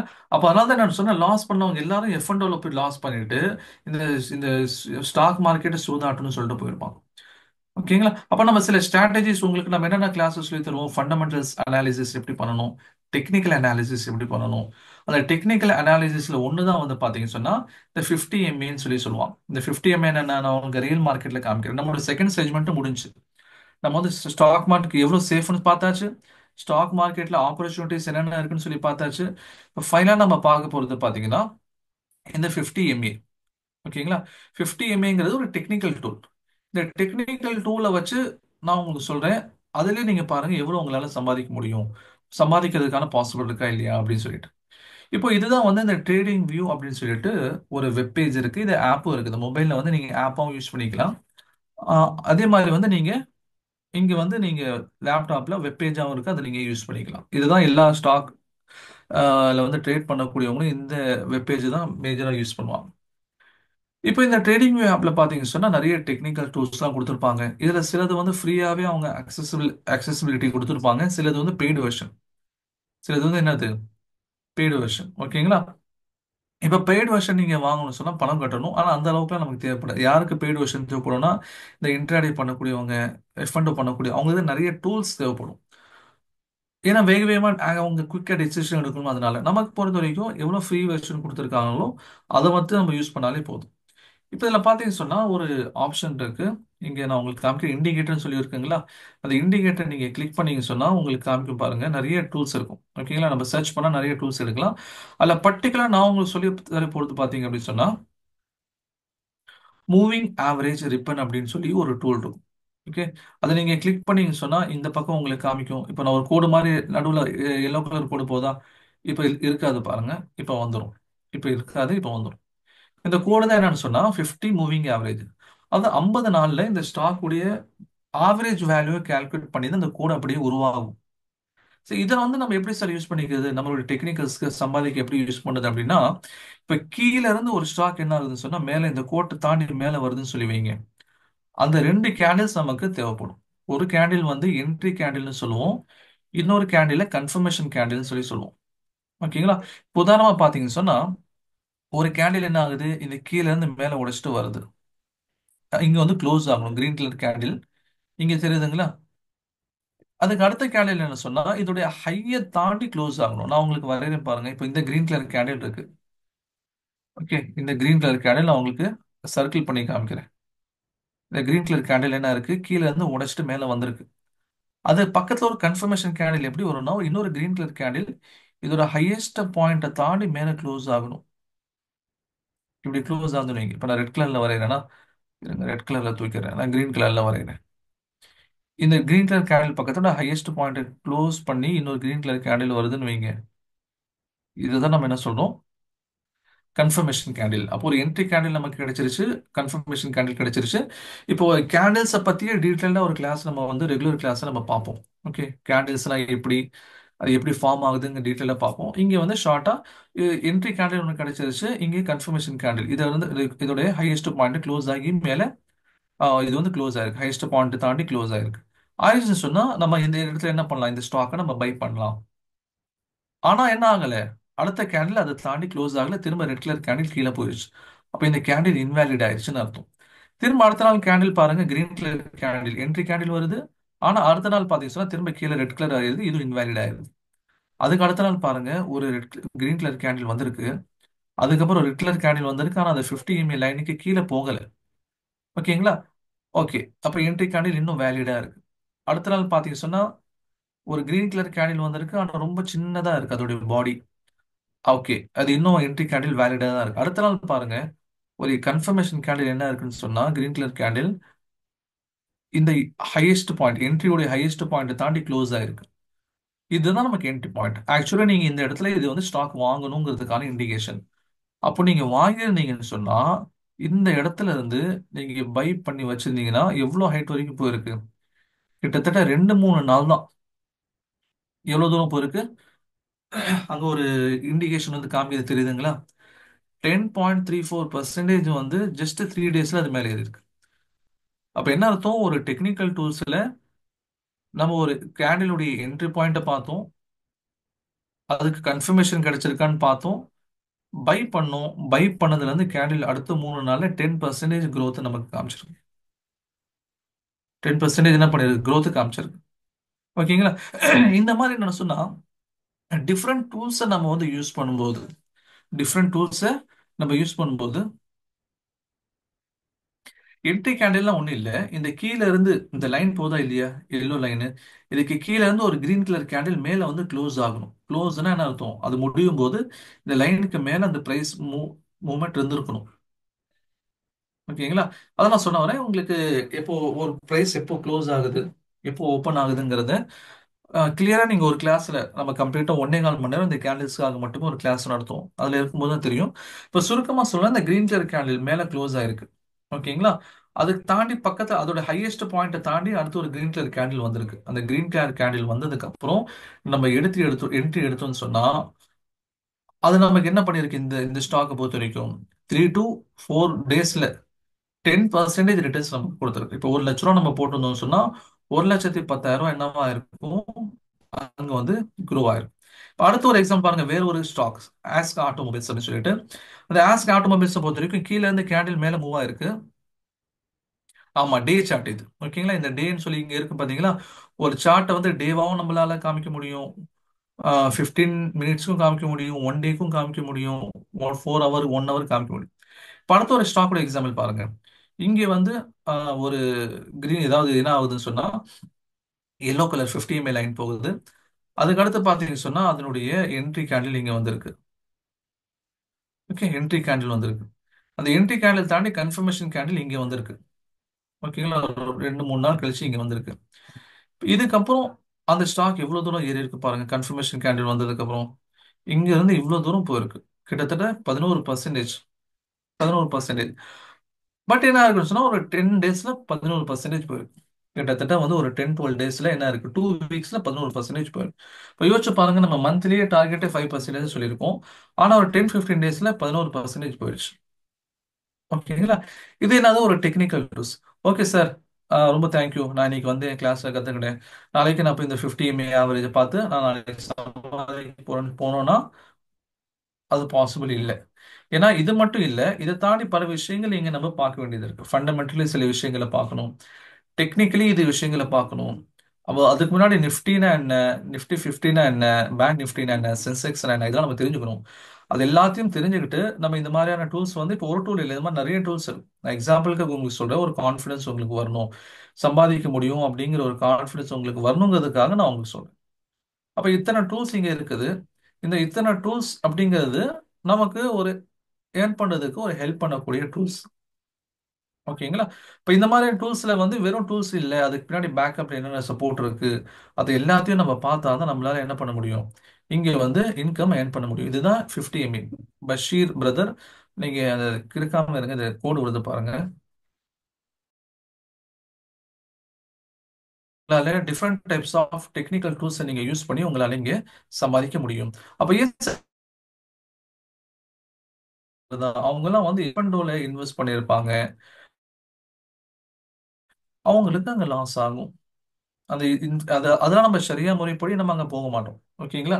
சரியா முறைப்படி நம்ம என்ன பண்ண மாட்டோம், போக மாட்டோம். அதே மாதிரி பாத்தீங்கன்னு சொன்னா நம்ம வந்து சேஃபான ஜர்னி தான், பெருசா நம்ம ஆசைப்பட மாட்டோம். கோல்டு, நான் இந்த கிளாஸ் முடிச்சிடுறேன். முடிச்சதுக்கு அப்புறம் உங்களுக்கு டவுட் இருந்தா நீங்க கேளுங்க. இப்போ இந்த மாதிரி ஒரு டெக்னிக்கல் டூல்ஸ் அவங்க சமைச்சிட்டேன், இதை வச்சு நம்மளால புரிஞ்சுக்க முடியும்னு நினைக்கிறேன், நம்மளால ஏர்ன் பண்ண முடியும்னு சொல்லி. இப்போ யோசிச்சு பாருங்க, நம்முடைய இந்த இன்வெஸ்ட்மெண்ட்க்கும் ஸ்டாக் மார்க்கெட் இன்வெஸ்ட்மெண்ட்க்கும் மற்ற பிசினஸ்க்கும் என்னென்ன டிஃபரன்சஸ் இருக்கு. சிம்பிளா நான் உங்களுக்கு எக்ஸ்பிளைன் பண்ணிடுறேன். இப்போ நீங்க நார்மலா இது எல்லாமே ஹலாலான பிசினஸ் தான், அதுல எந்த விதமான மாற்று கருத்தும் கிடையாது. ஆனா இதுல இருக்கிறத விட ஒரு பாயிண்ட் 2 பாயிண்ட் எக்ஸ்ட்ரா அட்வான்டேஜஸ் வந்து ஸ்டாக் மார்க்கெட்ல இருக்குங்கிறதுக்காக நான் உங்களுக்கு சொல்ல வரேன். ஓகேங்களா? ஃபர்ஸ்ட் ஒன் பாருங்க, இப்போ நீங்க ஒரு கிராசரி ஷாப் ஆரம்பிக்கிறீங்க, ஒரு மளிகை கடையோ ஒரு மெடிக்கல் கடையோ வைக்கிறீங்கன்னா அங்க உங்களுக்கு மினிமம் ஒரு 5 lakh இன்வெஸ்ட்மெண்ட் அப்படிங்கிறது வேணும். கரெக்ட்டுங்களா?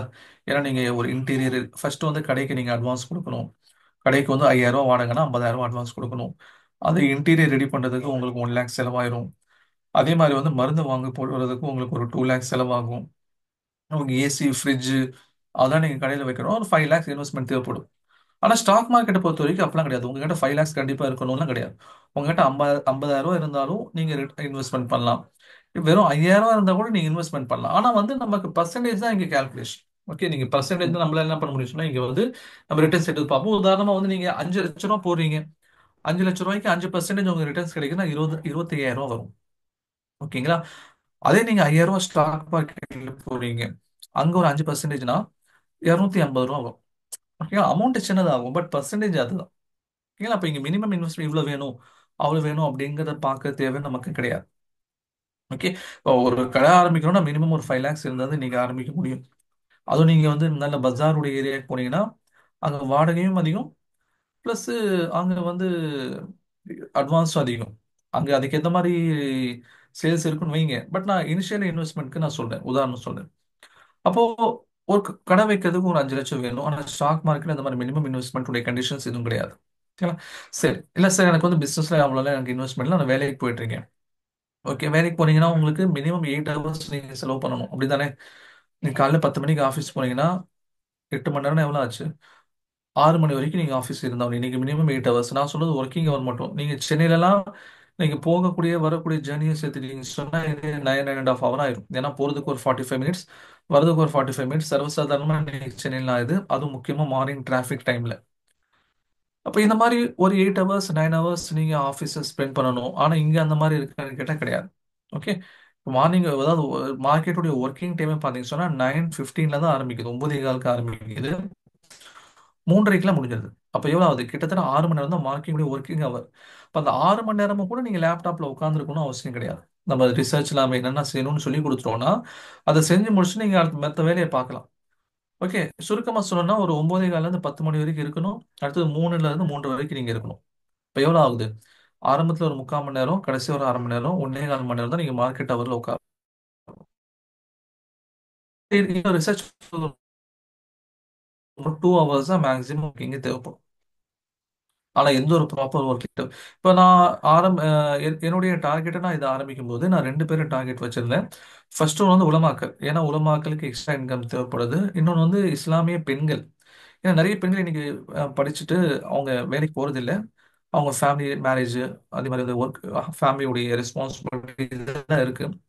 பட் அவங்களாலையும் இன்கம் ஏர்ன் பண்ண முடியுமா? ஏன்னா வெளியே போனால் சேஃப்டி இஷ்யூஸ் இருக்கு. ஓகே, அங்கே ஹஸ்பண்டுடைய பர்மிஷன் தேவைப்படுது. அதே மாதிரி பார்த்தீங்கன்னு சொன்னால் குழந்தைய பார்த்துக்க வேண்டிய ரெஸ்பான்சிபிலிட்டி அடி வாங்குது. இதெல்லாம் வந்து மேனேஜ் பண்ணி நம்மளால பண்ண முடியுமானா பண்ண முடியும். ஓகே, நம்ம வெளியே போக வேண்டிய தேவை இருக்காது, வீட்டில் உட்காந்து இது பண்ணலாம். அதனால ஹஸ்பண்ட் வந்து பெருசாக அப்ஜெக்ஷன் தெரிவிக்க மாட்டாங்க. குழந்தைங்களை பார்த்துக்கிட்டே நம்மளால என்ன பண்ண முடியும்?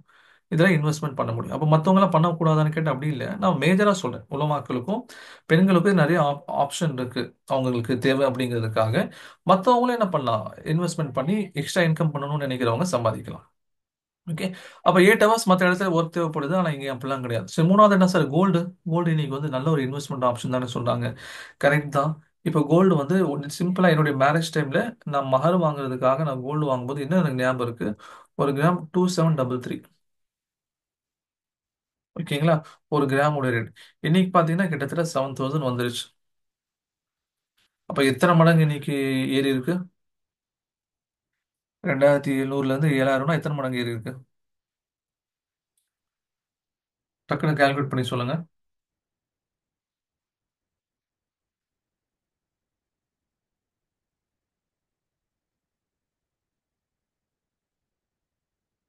ஒரு 3 டைம்ஸ்னு வச்சுக்கலாமா? ஒரு தோராயமா ஒரு 3 டைம்ஸ் அதிகமாக இருக்குன்னு வச்சுக்கோங்க. ஆனா உங்களுக்கு எக்ஸாம்பிள் காமிச்சு ஐஆர்இடி. ஓகே, 3 டைம்ஸ், ரவுண்டா 3 டைம்ஸ் வச்சுக்கோங்க. 3.5 வராது, 3 டைம்ஸ் தான் மேக்ஸிமம் வரும். இப்போ ஐஆர்இடியை பாருங்க, 35க்கு வாங்கணும், வித்தின் இயர்ல 300 போயிடுச்சு. இப்போ என்ன இருக்கு வித்தின் இயர்? இது வந்து எத்தனை வருஷம்? 2018 எனக்கு கல்யாணம் ஆனது. இப்போ 2028. சரி, இன்னைக்கு வந்து 2025. அப்போ எவ்வளோ டியூரேஷன்? கிட்டத்தட்ட 7 வருஷத்துல ரிட்டர்ன்ஸ் வந்து 3 டைம்ஸ். ஆனால் ஸ்டாக் மார்க்கெட்ல பார்த்தீங்கன்னு சொன்னா ஒரு ஸ்டாக் வாங்கணும் 1 இயர்ல அதோட ரிட்டர்ன்ஸ் 6 டைம்ஸ்.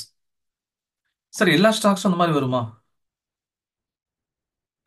ஒரு டவுட், நான் உங்களுக்கு பின்னாடி ஒரு டைம் தரேன், நான் உங்களுக்கு அதை எக்ஸ்பிளைன் பண்றேன். அப்போ 1 இயர்ல 6 டைம்ஸ் எங்க இருக்குது? 7 இயர்ஸ்ல 3 டைம்ஸ் எங்க இருக்கு? சார், எல்லா ஸ்டாக்ஸும் இந்த மாதிரி தருமா? தராது. அப்ப எப்படி தரும், எதை தருவோங்கிறத நம்ம எப்படி பார்த்து வாங்க? அதுதான் நம்ம இந்த கிளாஸ்ல சொல்லி கொடுக்க போறோம். எந்த ஸ்டாக்ஸ் இன்வெஸ்ட் பண்ணா அது ஏறும், எதுலாம் பண்ணா ஏறாது, எதை பார்க்கணும், எதை பார்க்கக்கூடாதுங்கிறத நம்ம இந்த கிளாஸ் உங்களுக்கு எக்ஸ்பிளைன் பண்ணுவோம். ஓகேங்களா? இப்போ கோல்டுங்கிறது நல்ல ஒரு இன்வெஸ்ட்மெண்ட் ஆப்ஷன்ஸ் தான், பட் ரிட்டர்ன்ஸ் அப்படிங்கிறது இருக்காது, இந்த அளவுக்கு இருக்காது.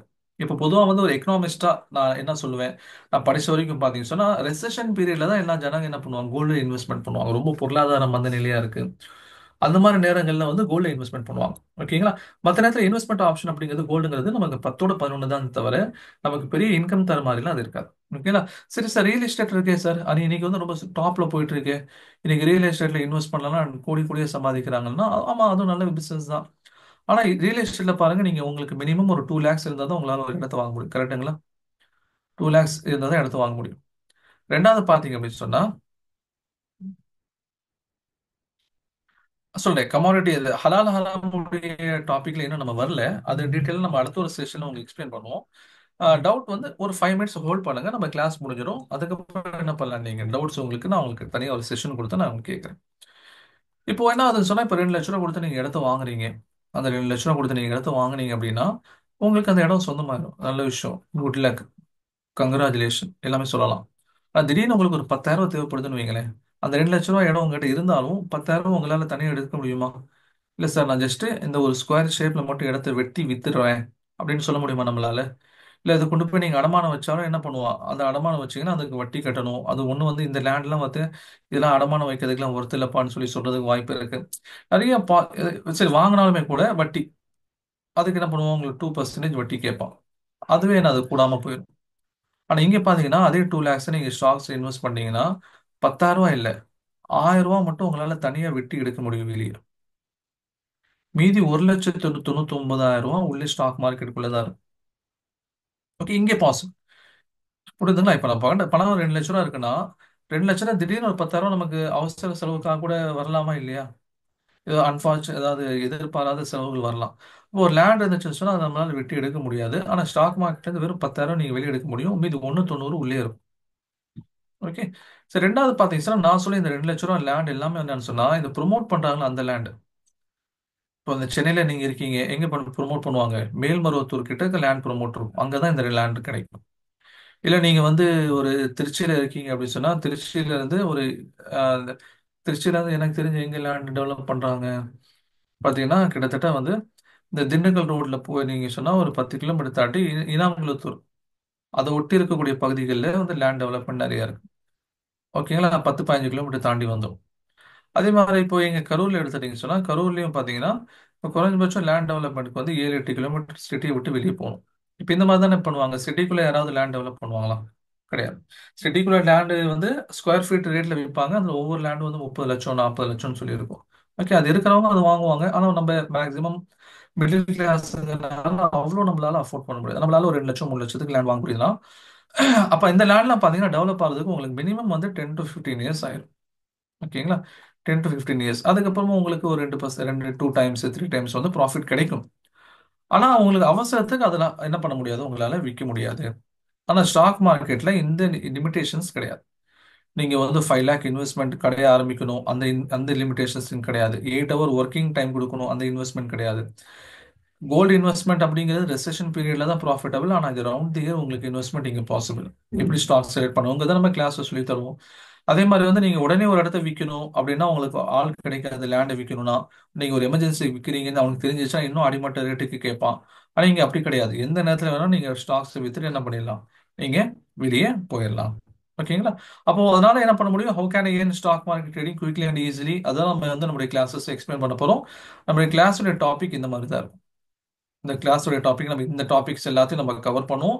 இதை தாண்டி ஒரு சில டாபிக்ஸ் இருக்கு. அப்போ மொத்தத்துல 2 வீக்ஸ் தியரி செஷன் இருக்கும்.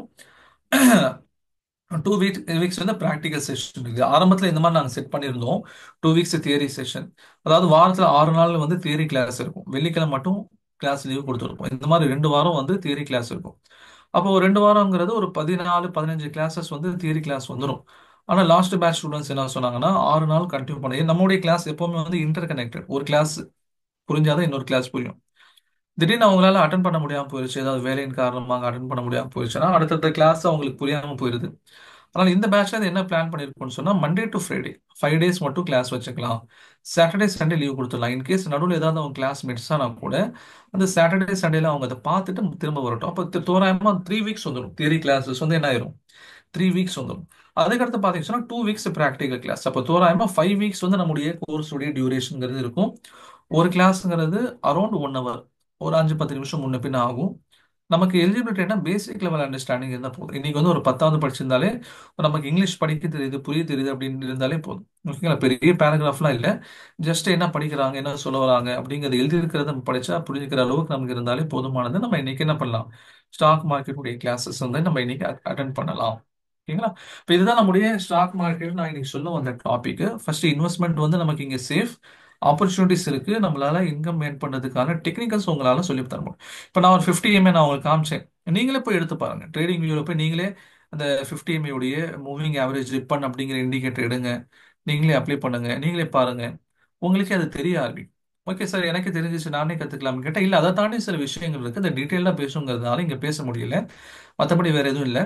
ஆனால் நம்ம கிளாஸஸ்ல நீங்க ஜாயின் பண்ணும்போது அதை பத்தியான விஷயங்கள் நம்ம பேசணும். ஓகேங்களா. சார் இப்போ வந்து நீங்க உங்களுக்கு டவுட் இருக்கிறவங்க கேளுங்க.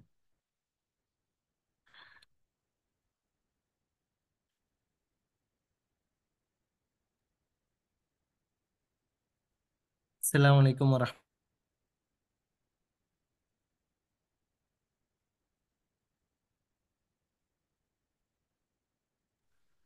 அஸ்ஸலாமு அலைக்கும். ஸ்டூடெண்ட்ஸ்க்கு எல்லாத்துக்கும்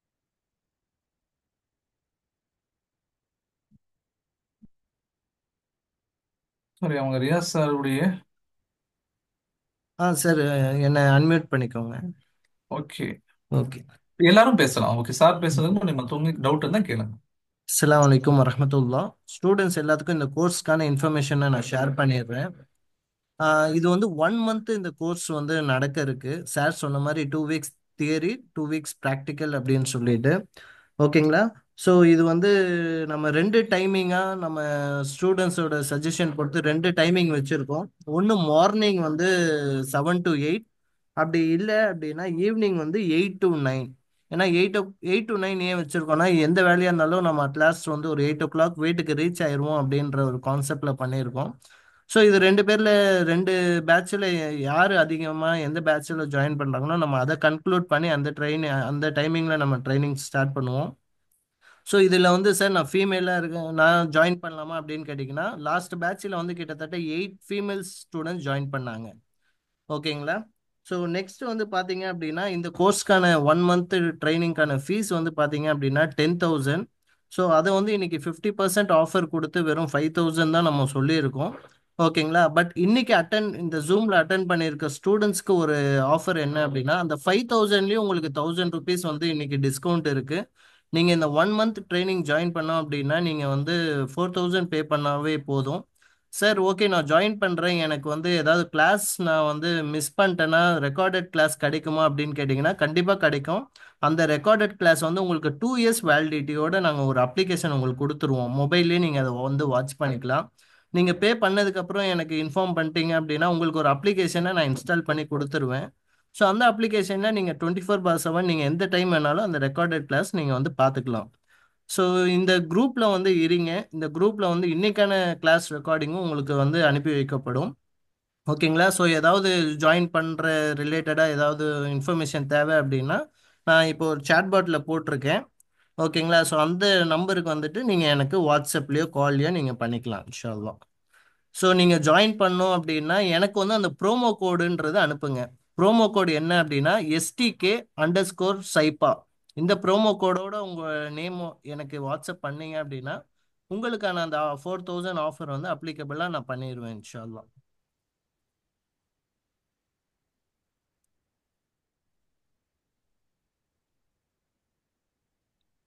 ஸோ தேங்க்யூ ஸோ மச். யாராவது டவுட் இருக்கு அப்படின்னா நீங்கள் ட்ரைனர் கிட்ட கேட்டுக்கலாம் இன்ஷா அல்லாஹ்.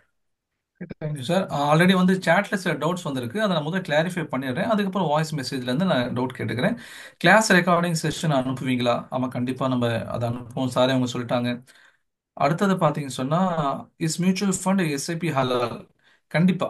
ஓகேங்களா? அப்போ மியூச்சுவல் ஃபண்டுக்கு நம்ம தனியாக ஒரு கிளாஸ் வச்சிருக்கோம். எஸ்ஐபிக்கும் நம்ம கிளாஸ்ல வந்து போர்ஷன் இருக்கு, நம்மளுடைய சிலபஸ்ல அது கவர் ஆயிரும். கிளாஸ் டைமிங் ஒன்று மார்னிங் இருக்கும் அல்லது ஈவினிங் இருக்கும். ஓகேங்களா? நம்ம எப்படி சேரக்கூடிய ஸ்டூடெண்ட்ஸ் வந்து அவங்க எந்த டைமை ப்ரிஃபர் பண்றாங்களோ, மெஜாரிட்டி எந்த டைம் ப்ரிஃபர் பண்றாங்களோ அந்த டைம்ல கிளாஸ் இருக்கும். ஓகே. அடுத்த மியூச்சுவல் ஃபண்டு என்பது சேஃப் தானே? அதற்கும் ஷேர் மார்க்கெட்டுக்கும் என்ன டிஃபரன்ஸ்? சிம்பிளா சொல்லணும் அப்படின்னா, இப்போ நீங்க பண்ணீங்கன்னா அது வந்து டேரக்டா ஸ்டாக் மார்க்கெட் இன்வெஸ்ட்மெண்ட் பண்றீங்க. ஆனா நீங்க என்ன பண்றீங்க, உங்களுக்கு இதுல டவுட் இருக்கிறனால நீங்க வந்து ஒரு எக்ஸ்பர்ட் கிட்ட இது பணத்தை கொடுத்துட்டீங்க, நீங்க எனக்காக பண்ணி கொடுங்கன்ட்டு. அதுதான் மியூச்சுவல் ஃபண்ட். உங்களுக்காக நீங்க டைரக்டா பண்ணீங்கன்னா அது வந்து ஆக்சுவலா நீங்க பண்ணக்கூடிய ஸ்டாக் மார்க்கெட் இன்வெஸ்ட்மெண்ட். இல்ல சார் எனக்கு டைம் இல்லை, எனக்கு இது அனுபவம் இல்லை அப்படின்னு சொல்லி நீங்க கொடுத்தீங்கன்னா அது வந்து ஒரு மியூச்சுவல் ஃபண்ட் கொடுப்பீங்க. அவங்க உங்களுக்கு ஏற்ற மாதிரியான இன்வெஸ்ட்மெண்ட் அவங்க பண்ணி கொடுப்பாங்க. இப்போ ரெண்டுக்கும் என்ன வித்தியாசம்? டைரக்டா நீங்க இன்வெஸ்ட் பண்ணும்போது நான் உங்களுக்கு சொன்ன 4% வரைக்கும் மந்த்லி பாசிபிள், 4 to 5%. ஆனால் மியூச்சுவல் ஃபண்டை பொறுத்த வரைக்கும் நம்ம அவங்க சரியான கம்ப்ளைண்ட்ஸா இருக்காங்களாங்கிறத பார்க்கணும். அவங்க எவ்வளவு ரிட்டர்ன்ஸ் தராங்கன்னு பார்க்கணும். மேக்ஸிமம் மியூச்சுவல் ஃபண்டை பொறுத்த வரைக்கும் 10 to 15% ரிட்டர்ன்ஸ் அவங்க கேரண்டியா கொடுப்பாங்க. ஓகே. ஆனால் நம்ம 4% வச்சாலே வருஷத்துக்கு 50% ஆயிடுச்சு. ஆனால் இங்க வெறும் 15% தான் இருக்கும். ஆனால் இங்க நம்ம ஓனா பண்ணும்போது அந்த ரிஸ்க் நமக்கு, அவங்க கூட பண்ணும்போது அந்த ரிஸ்க் எல்லாம் அவங்க எடுத்துக்குவாங்க. ரிஸ்க் அவங்க எடுத்துக்குவாங்க அப்படிங்கிறதுக்காக நட்டமானா அவங்க எடுத்துக்குவாங்க அர்த்தம் கிடையாது. நட்டமானான்னு உங்க தலையில தான் போடுவாங்க. பட் இருந்தாலும் அவங்க ஒரு எக்ஸ்பர்ட் கமிட்டி பண்ணனால உங்களுக்கு வந்து 10 to 50% கேரண்டியே கிடைக்கும். நம்ம அதை பத்தி மியூச்சுவல் ஃபண்ட் தனியாக ஒரு கிளாஸ் இருக்கும், அதை நம்ம பார்ப்போம். Is GPY app is permissible? ஜிபிஒய்னா நீங்க எதை சொல்ல வரீங்க எனக்கு ஃபுல்லா மீன் பண்ணல, ஃபுல் ஃபார்ம் அதை அனுப்புங்க. கமாடிட்டி மார்க்கெட்ல கோல்டு சில்வர் வாங்குறது ஹலால் ஆர் ஹராம்? நம்ம அடுத்த கிளாஸ் வந்து டீட்டெயிலாக பார்ப்போம். இன்னொரு ஃப்ரீ செஷன் நம்ம வைப்போம். அதில் வந்து ஏன் வந்து கமாடிட்டி கூடாது, ஏன் கிரிப்டோ கரன்சி கூடாது, அதுக்காக ஃபத்வாக்கள் என்னென்ன இருக்குங்கிறத அவங்களுக்கு எடுத்து போட்டு நான் உங்களுக்கு எக்ஸ்பிளைன் பண்ணுவேன். It was a good detailed session. Thank you. How about class time? நான் சொன்னேன் மார்னிங் இருக்கும் அல்லது ஈவினிங் இருக்கும், ரெண்டுல ஏதோ ஒரு டைமிங் உங்களுக்கு இருக்கும்னு சொல்லியிருந்தேன்.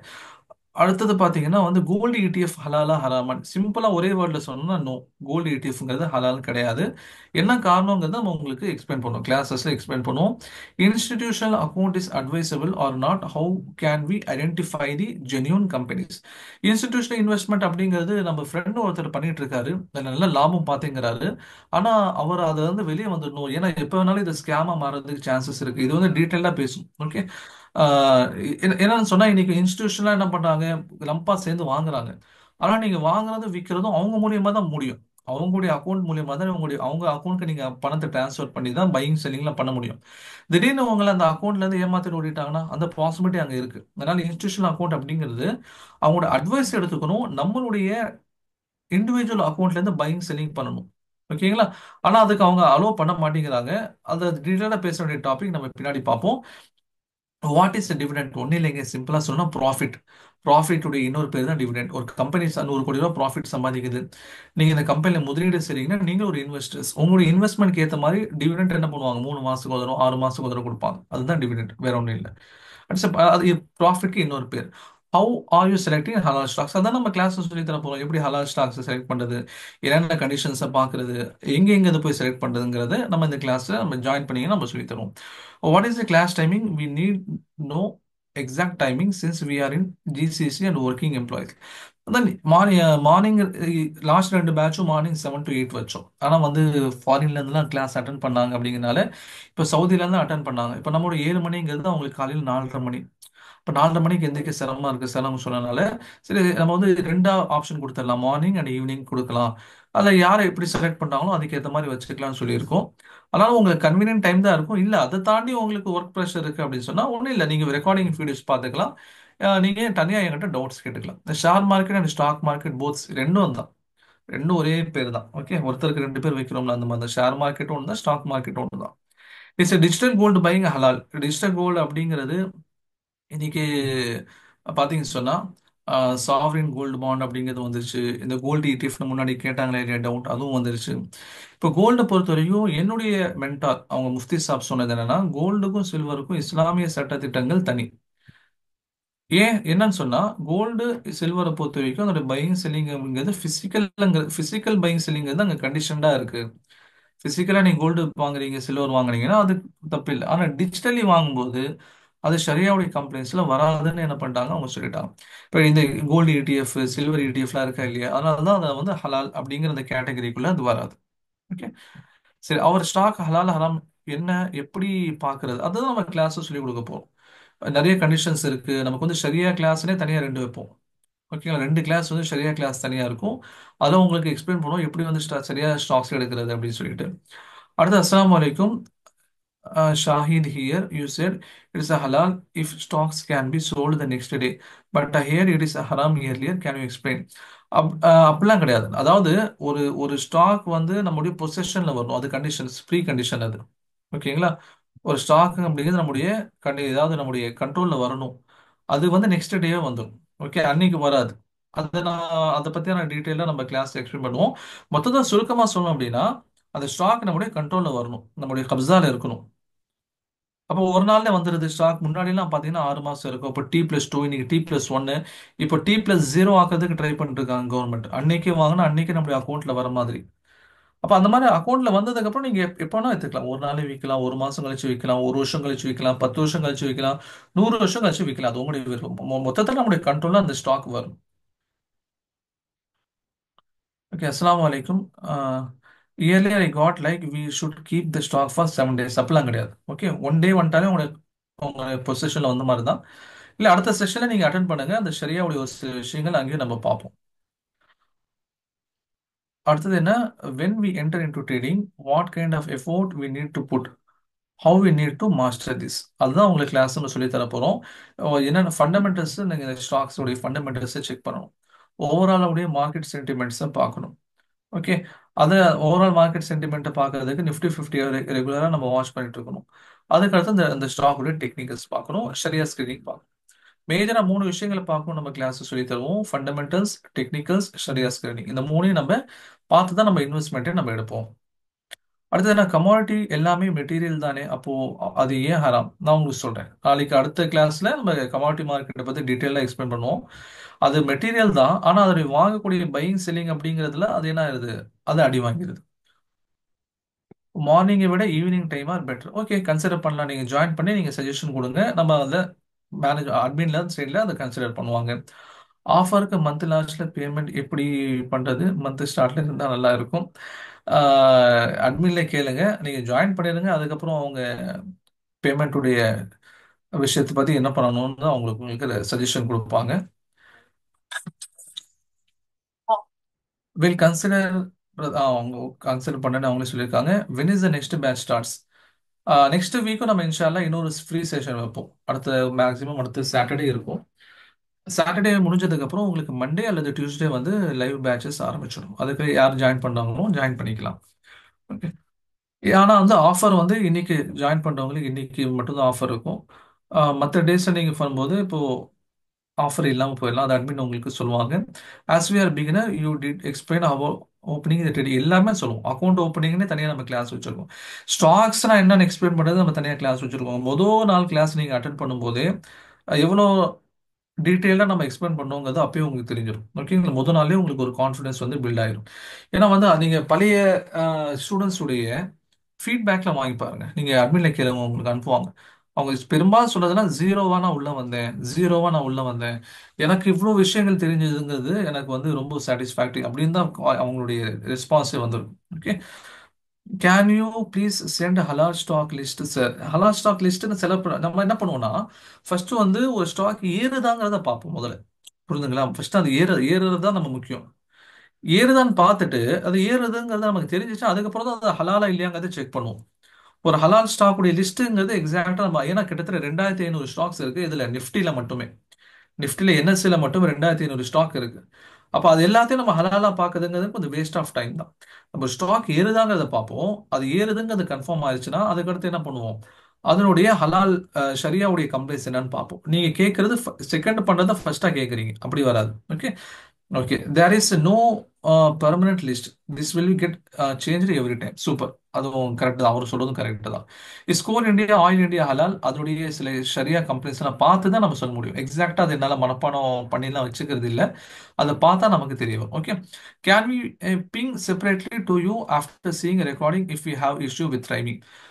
மேனேஜ்மெண்ட்டை நீங்கள் கான்டாக்ட் பண்ணலாம். ஏன்னா வந்து டைமிங்கு, கிளாஸ், ஒர்க்கிங் டேஸ் எப்போ ஆரம்பிக்கணுங்கிறத அவங்க பார்ப்பாங்க. அதனால நீங்க உங்களுடைய ப்ரிஃபரபிள் டைமை நீங்க அவங்ககிட்ட நீங்க எக்ஸ்பிளைன் பண்ணலாம். வகுப்பு நன்றாக இருந்தது, நமது முஸ்லிம் சமூகம் அனைத்திற்கும் இதை பற்றி தெரியப்படுத்தணும். அதுக்காக தான் நம்ம என்ன பண்ணிருக்கோம், ட்ரை பண்ணிட்டு இருக்கோம். எல்லாருமே வந்து நம்ம வந்து கிளாஸ் ஆரம்பிக்கும் போது சொல்வேன் நான் உங்களுக்கு, இதை நாங்க ஆரம்பிக்கிறது வந்து கமர்ஷியலா அப்படிங்கிறத விட ஒரு சோஷியலி தான். நான் போன பேட்ச்லயும் சொல்லிட்டு ஃபர்ஸ்ட் பேட்ச் நான் சொல்லி அமைச்சேன். இப்போ காலேஜ்ல இருக்கிற மாதிரி நீ படிச்சா படி, படிக்கலாம்னா போன்லாம் நம்ம விட மாட்டோம். நீங்க ஜாயின் பண்ணிட்டீங்கன்னா நம்ம சொல்ற அசைன்மெண்ட்ல நீங்க கம்பல்சரி பண்ணி தான் ஆகணும். ஓகேங்களா? அந்த அசைன்மெண்ட் இருக்கும். அதே மாதிரி வந்து உங்களுக்கு கொடுக்கக்கூடிய ப்ராக்டிக்கல் செஷன்ல நீங்க கம்பல்சரியா ஒர்க் பண்ணி தான் ஆகணும். நீ பணம் கட்டிட்டேன், எனக்கு பணம் வந்துருச்சு, நீ படிச்சா படி, படிக்கலாம், இப்போ இந்த காலேஜ்லாம் சொல்ற மாதிரிலாம் நம்ம இருக்க மாட்டோம். உங்களை ரெகுலரா மாட்டோம். நீங்க கோர்ஸ் வந்து 1 மந்த்ல முடிஞ்சாலும் உங்களுக்கு வந்து உங்களுக்கு வந்து ஓன் ரிசர்ச் பண்ணி இன்வெஸ்ட் பண்ணி கத்துக்கிறதுக்கு என்னென்ன பண்ண முடியும், பேக்கப்ல இருந்து நாங்கள் சப்போர்ட் கொடுத்துட்டே இருப்போம். மேக்ஸிமம் 3 மந்த்ஸ்க்கு அப்புறம் நீங்களே என்ன பண்ணுவீங்க, அதை கத்துக்க ஆரம்பிச்சிடுங்க. அதுக்கப்புறம் எங்களுக்கு சப்போர்ட் கிடைக்காது, இல்லை அதுக்கப்புறமும் சப்போர்ட் வேணுனாலும் நாங்கள் சப்போர்ட் பண்ணுவோம். ஓகேங்களா? அதனால எல்லா விதத்துலையும் உங்களுக்கு இதில் ப்ரோ ஆக்குறதுக்கான எல்லா ஹெல்ப்பும் நாங்கள் இதில் பண்ணுவோம். Totally how many classes and in which platform will it happen, like app or Zoom meeting? கிட்டத்தட்ட 15 கிளாஸஸ் தியரியா இருக்கும். ஒரு சுருக்கமாக சொல்ல ஒரு 5 வாரம், 5 வாரம் வந்து கிளாஸஸ் தியரி ப்ராக்டிக்கல் இருக்கும். ஜூம் ஆப்ல தான் மீட்டிங், அதாவது ஜூம் ஆப்ல தான் நம்ம வந்து கிளாஸஸ் கண்டக்ட் பண்ணுவோம். ஓகேங்களா? It was a opening session, thank you, you explain it very well, ஜஸாக்லா, தேங்க்யூமா. அடுத்தது வந்து maximum company can have how many stocks? Maximum company can, அது அவங்களுடைய டிஸ்கிரிப்ஷன் தான். ஓகே. இப்போ வந்து கம்பெனி வந்து அவங்களுடைய மார்க்கெட் கேபிட்டலைசேஷன் ஒன்று இருக்கு. ஓகே, நம்ம அதை எக்ஸ்பிளைன் பண்ணுவோம். சிலது பார்த்தீங்கன்னா பெரிய இந்தியாவிலே பெரிய கம்பெனியாக இருக்கும், கோடி கணக்கில் என்ன பண்ணியிருப்பாங்க வச்சிருப்பாங்க. இப்போ கவர்மெண்ட் என்ன பண்ணுவாங்க, இப்போ ஸ்டாக்லேயே பிரிப்பாங்க, large cap, mid cap, small கேப்னு விற்பாங்க. உதாரணமா 20,000 கோடிக்கு மேலே இருந்துச்சுன்னா அது வந்து லார்ஜ் கேப் கம்பெனி. 5,000 கோடி டு 20,000 இருந்தால் அந்த மிட் கேப், 5,000க்கு கீழே இருந்துச்சுன்னா அது ஸ்மால் கேப்னு பிரிப்பாங்க. ஓகே. அதனால அந்த கம்பெனியுடைய வளர்ச்சி எவ்வளோ, பழைய கம்பெனி புது கம்பெனி அப்படிங்கிறத வச்சு அது பிரிப்பாங்க. நமக்கு பெருசா அதை பத்தியான ஒரு இது தேவையில்லை. Working in GCC, we will be having any issue in access in stock market. GCC னா கல்ஃப் கண்ட்ரிஸ் இருக்கீங்கன்னு சொன்னீங்க. ஏற்கனவே நம்ம ரெண்டு பேட்ச்ல வந்து நிறைய கல்ஃப்ல இருந்து ஸ்டூடெண்ட்ஸ் ஜாயின் பண்ணியிருந்தாங்க. ஓகே, அதனால வந்து நம்ம அவங்க கேட் பண்ணியிருக்கோம். அந்த மாதிரி பெரிய இஷ்யூஸ் எதுவும் வந்ததில்லை. அவங்க கிளாஸ் டைமிங் மட்டும்தான் ரொம்ப அன்கம்ஃபர்டபுளாக இருந்துச்சு. ஏன்னா 7 மணிங்கிறது அவங்களுக்கு 4:30 மணி வந்திருந்ததுனால அது அன்கம்ஃபர்டபுளாக இருந்துச்சுன்னு சொன்னாங்க. மற்றபடி நார்மலாக அவங்களால எக்ஸாம் ஆஃபரையும் அவங்களால அக்செப்ட் பண்ண முடிஞ்சுச்சு. எல்லாமே அவங்களால பண்ண முடியும். நானே உம்ரா போயிருக்கும் போது நானே அங்கே வந்து ட்ரேட் பண்ணேன். ஓகேங்களா. இப்போ வந்து நான் உம்ரா போயிருக்கும் போது இங்கே ஸ்டாக் மார்க்கெட் ஆரம்பிக்கிற டைம் இங்கே கிட்டத்தட்ட 6:30 மணி, அங்கே இவங்க 9:15 அங்கே 6, 6:45 ஆயிரும். அப்போ 6:45 பொறுத்த வரைக்கும் நான் பையிங் செல்லிங் பண்ணிட்டு நான் தூங்கிடுவேன். ஓகே, அதுக்கப்புறம் லோஹர்ல எந்திரிக்கும் போது அதோடைய லாஸ்ட் ஆஃப் அன் அவர் இருக்கும், அதில் டிரான்சாக்ஷனை முடிச்சு தூங்கிடுவேன். அங்கே என்னால் பண்ண முடிஞ்சுன்னு சொல்ல வரேன். Okay. In some cases, halal stock may become haram due to some reasons. What is the comment on holding that kind of stocks? அது மாறும் அப்படின்னா கூட ரொம்ப டைம் எடுக்கும். ஒரு ஸ்டாக் உடைய ஹலால் ஹராமுடைய கண்டிஷன்ஸ்ங்கிறது அது அப்படியே டிட்டோவா இருக்குமான்னு கேட்டால் கிடையாது, உண்மைதான். ஆனா இன்னைக்கு ஹலால் நாளைக்கு ஹராம் அப்படிலாம் மாறாது. ஓகேங்களா. இன்னைக்கு ஹலாலா இருந்துச்சுன்னா அது வந்து நான் கம்ப்ளைண்ட்ஸ்ல போறதுக்கு ஒரு 3 மாசம் டைம் எடுத்துக்கும். நான் கம்ப்ளைண்ட்ஸா இருந்துச்சுன்னா அது ஹலாலா கன்வெர்ட் ஆகிறதுக்கு 3 மாசம் டைம் எடுத்துக்கும். 3 மாசம்னா நம்ம ஸ்டாக் கையில வச்சிருக்க மாட்டோம். ஓகே, நம்ம வந்து மேக்ஸிமம் 1 டே, 1 வீக், 2 வீக்ஸ்ல, மேக்ஸிமம் 1 மந்த்ல நம்ம வித்துட்டு போயிடுவோம். I have question to ask please. My name is please call my name is Raji. Okay, நீங்க ஹலோ. கேட்கலாம். சொல்லுங்க. யா இந்த செஷன் ரொம்ப இன்ஃபர்மேட்டிவா இருந்துச்சு. ஸோ ஜஸ்ட் நீங்க சொல்லிக் கொடுத்த இதுல இருந்து ஒரு சின்ன டவுட்டு. இந்த சொல்லுங்க. பிடிஎஸ்டி சொன்னீங்க இல்லையா? ஓகே. ஸோ பிடிஎஸ்டின்றது buy today sell tomorrow. So அதுல ம். வந்து இந்த என்ட்ரி கேண்டில் கன்ஃபர்மேஷன் கேண்டில் சொன்னீங்க. லைக் டுமாரோ நம்ம வந்து ஒரு இல்ல 95 இல்ல 100 இல்ல இல்ல இன்வெஸ்ட். இல்ல இல்ல பிடிஎஸ்டிங்கிறது இன்னைக்கு வாங்கி நாளைக்கு விற்கிறது, அதோடைய ஸ்ட்ராட்டஜி தனி. ஓகே. ஸோ 50 அதான் எனக்கு எம்ஏங்கிறது அந்த இது ஒரு பொருள். அந்த 50 MA டூல்ல நீங்க ஒரு சின்ன ஒரு தியரி சொன்னீங்க. அதாவது என்ட்ரி கேண்டில் கிரீன் கலர்ல, அதுக்கப்புறம் நெக்ஸ்ட் கிரீன் கலர் கன்ஃபர்மேஷன் வந்ததுன்னா அதுக்கப்புறமேட்டு ரைஸ் ஆகும் அப்படின்ட்டு. ம். ஸோ அந்த தியரி, அதாவது சாரி, அந்த ப்ராசஸ் வந்து பிடிஎஸ்டிக்கு ஒர்க் அவுட் ஆகுமா? பிடிஎஸ் இல்ல அதாவது இல்ல பிடிஎஸ்டியோட ஸ்ட்ராட்டஜியே வேற. Okay, okay. ஸோ அதுதான் எனக்கு கொஞ்சம் டவுட்டா இருந்தது. ஏன்னா நீங்க செஷன்ல அப்போ 90 இருக்கு, 95 இருக்கு, நாளைக்கு வந்து 101 ஆகுது. ஸோ நான் அப்ப விக்கிறேன் அப்படின்னு சொல்லும்போது எனக்கு என்ன டவுட்னா, பிடிஎஸ்டி இன்னைக்கு வாங்கி நாளைக்கு விற்கும்போது அப்ப ஒரு ஒரு நாள் நீங்க ஸ்கிப் பண்ணி போற மாதிரி சொன்னீங்க. ஸோ அது பாசிபிளா இல்லையா அப்படின்றதுக்கு தான் நான். பிடிஎஸ்டி பொறுத்த வரைக்கும் அதோடைய ஸ்ட்ராட்டஜி தனியா இருக்கும். அதுல எப்படி ஸ்டாக் செலக்ட் பண்றதுங்கிறத நம்ம தனியா சொல்லி கொடுப்போம். அது ஒரு கிளாஸாவே தனியா உங்களுக்கு வரும். அதுக்கு பிடிஎஸ்டிங்கிறது வேற. 50 MAங்கிறது ஸ்விங் ட்ரேடிங்கான ஒரு ஸ்ட்ராட்டஜி. ஸ்விங் ட்ரேடிங் பண்ணணும்னு நினைக்கிறீங்க, அதுக்கான ஸ்ட்ராட்டஜி தான் நம்ம அங்க சொல்லி கொடுத்தது. Okay, okay, okay, okay, okay. Thank you, thank you. Okay, thank you. சேட்ல இன்னும் சில டவுட்ஸ் இருக்கு. I have a question to ask please call my name Raji. நீங்க எங்கேயே கூட கேட்கலாம். அடுத்த அதான் கொஸ்டின் என்ன? இப்பதான் கேட்டேங்களே நான். ஓகே, சொல்லுங்க. அது இப்பதான் நான் கேட்டேங்க நான். ஓ, நீங்க தானே அது? ஆமா, ஆமாங்க, நான் தாங்க அது. Okay, thanks. Thank you, thank you. In some cases, halal stock may become haram due to some reason. What is the அதான் சொல்லிட்டோம் நம்ம. அடுத்து can we ping separately to you if you have. ஆமாம், நம்ம கோர்ஸை ஜாயின் பண்ணிட்டீங்கன்னா உங்களுக்கு ஒரு குரூப் தனியாக செப்பரேட்டாக கிரியேட் பண்ணி கொடுத்துருவாங்க. அந்த குரூப்பில் நானும் இருக்கேன். எப்போல்லாம் உங்களுக்கு டவுட் வருதோ நீங்கள் அதிலெல்லாம் போட்டு விட்டீங்கன்னா நான் அதை ரெகுலராக நான் வாட்ச் பண்ணிட்டு இருப்பேன். உங்களுக்கு அதை கிளாரிஃபை பண்ணிடுவேன். With laptops is mandatory to attend the sessions. அதாவது லேப்டாப் இருந்துச்சுன்னா உங்களுக்கு கன்வீனியன்ட்டாக இருக்கும். லேப்டாப்போ ஒரு டேபோ இருந்துச்சுன்னா நம்ம காமிக்கக்கூடிய அந்த சேட்டுங்கிறது உங்களுக்கு கொஞ்சம் கிளியராக பெருசாக தெரியும். மொபைல் அப்படிங்கும்போது லெட்டர் சின்ன சின்னதாக தெரியும்ல, அதனால நான் சஜஸ்ட் பண்ணதே லேப்டாப்போ அல்லது வந்து டேபோ வச்சுக்கிறது உங்களுக்கு பெட்டர் ஆப்ஷன். ஃபோனுங்கிறது என்னன்னு சொன்னால் ஒரு சப்ஸ்டிடியூட் தான். ஒரு எமர்ஜென்சிக்கு தான் நமக்கு ஃபோனு. மற்றபடி உங்களுக்கு கன்வீனியன்ட்டாக இருக்கணும் அப்படின்னா லேப்டாப்போ டேபோ வச்சுக்கிறது தான் best option. Can you share the topic which you are going to cover இந்த அப்கமிங்? நான் காமிச்சேனே, இதுதான் நான் காமிச்சிருக்கேன் பாருங்க. இதுதான் மேக்ஸிமம் நம்ம கவர் பண்ணுவோம். இதை தாண்டி ஒரு 2 டாபிக் வரும். Okay, angel app. Angel one app ஓகேவா sir for trading? Your explanation nice and easy to understand. Thank you. Thanks for this opportunity. Okay, நம்ம சொல்லுவோம் எந்த இந்த நிறைய புரோக்கர்ஸ் இருக்காங்க, அதில் யார்கிட்ட அக்கௌண்ட் ஓபன் பண்ணால் நம்ம கன்வீனியன்ட்டாக இருக்குங்கிறத நம்ம which platform are using to trade. நான் வந்து ஜெரோதா அக்கௌண்ட் யூஸ் பண்ணேன். ஓகேங்களா. ஏன்னா நமக்கு வந்து புரோக்கரேஜ் கம்மியாக இருக்கணும். நம்ம சம்பாதிக்கிறது ஃபுல்லாக புரோக்கருக்கும் போயிடக்கூடாது. இப்போ அதில் வந்து கம்மியாக இருக்கிறது கூட பார்த்தீங்கன்னா ஜெரோதா, ஏஞ்சல் ஒன்று அப்ஸ்டாக்ஸ் இதெல்லாம் வந்து கம்மியாக இருக்கும். அதில் பர்டிகுலராக ஜெரோதா நான் ஏன் ப்ரிஃபர் பண்ணுறேங்கிறத நான் உங்களுக்கு கிளாஸ் எக்ஸ்பிளைன் பண்ணுவேன். விச் பிளாட்ஃபார்ம் அடுத்தது what about Zerodha app for stock trading அதான் நான் இப்போ சொல்லிட்டேன். கேன் என்ஆர்ஐ ட்ரேட் யூசிங் நான் NRI bank account instead of NRI account. இது வந்து ஃபர்ஸ்ட் பேட்ச்ல இந்த ஒரு கொஸ்டின் வந்தது. அது ஒரு டீட்டெயில்டு எக்ஸ்பிளனேஷனாக நானே 2 3 நாள் கஸ்டமர் கேருக்கு ஃபோன் பண்ணி பேசி நான் சொல்லியிருந்தேன். அதை நான் அந்த ஆடியோ நான் உங்களுக்கு அனுப்பிச்சுடுறேன். Okay, does anyone do do full time job as a trading? அது எப்போ நீங்கள் பண்ணணுங்கிறத நான் உங்களுக்கு சொல்வேன். ஓகேங்களா? இப்போ நீங்கள் எடுத்த உடனே வந்து ஃபுல் டைம்லாம் உங்களால் பண்ணுறது கஷ்டம். நீங்கள் பண்ணுற ஒர்க்கே பண்ணுங்க, அதோட சேர்த்து இது உங்களால் பண்ண முடியும்னு நான் சொல்ல வரேன். ஓகே, அது எப்படி பண்ணணும்னு பார்ப்போம். இல்லை ஃபுல் டைமாக இறங்கணும்னா அது எப்போ இறங்கணுங்கிறத நான் உங்களுக்கு நான் ஆக்சுவலி ஃபுல் டைம் ட்ரேடர். ஓகேங்களா? அப்போ ஃபுல் டைம் ட்ரேடர் அப்படிங்கிறதுனால நான் இது மட்டும் தான் பண்ணிட்டு இல்லை, நான் வந்து என்னோட பிஸ்னஸும் இருக்குது. அது என் ஃப்ரெண்டை பார்த்துக்கிறாரு, அக்கௌண்டிங்ஸ் மட்டும் நான் பார்த்துக்கிறேன். மற்றபடி வந்து இந்த ஸ்டாக் மார்க்கெட்டுடைய கிளாஸ் யூபிஎஸ் உடைய கிளாஸஸ் வந்து இப்போதைக்கு நான் நிப்பாட்டி வச்சிருக்கேன். இப்போதைக்கு வேணாம், ரொம்ப ஒர்க் ஹெக்டிக் ஒர்க்காக இருக்கு. நான் ஓனா எக்ஸாமுக்கு கவர்மெண்ட் எக்ஸாமுக்கு ப்ரிப்பேர் பண்ணிட்டு இருக்கேன். ஓகேங்களா? அது வேற இருக்கனால என்னால் ஒரு லிமிட்க்கு மேலே என்னால் வந்து அந்த சுமையை தலையில ஏற்றுக்க முடியல. I have only mobile shell I manage கண்டிப்பாக முடியும். ஆனால் நான் சொல்ல வர்றதுங்கிறது லேப்டாப்பும் டேப் இருந்துச்சுன்னா கொஞ்சம் பார்க்கறதுக்கு கன்வீனியன்ட்டாக இருக்கும், அதுதான் சொல்ல வரேன். மொபைல் இருந்தா பார்க்க முடியாதுன்ட்டு இல்ல. உங்களுக்கு நல்ல கிளியர் கட்டா லியர் பண்ண, ஏன்னா வந்து மொபைல்ல பார்த்தா ஸ்கிரீன் சின்னதா தானே இருக்கும். அப்போ லெட்டர்ஸ் உங்களுக்கு எப்படி தெரியும்? சின்னதா தான் தெரியும். அங்கறனால அந்த ஒரு கன்வீனியன்ஸுக்காக நான் சொல்றேன். Groww app is also a brokerage app. கண்டிப்பா க்ரோவும் நல்ல ஆப் தான். ஆனா நான் பண்றது ஜெரோதால தான் பண்றேன். Where you are located? Tamil Nadu. தமிழ்நாட்டில் தான் இருக்கேன் நான்.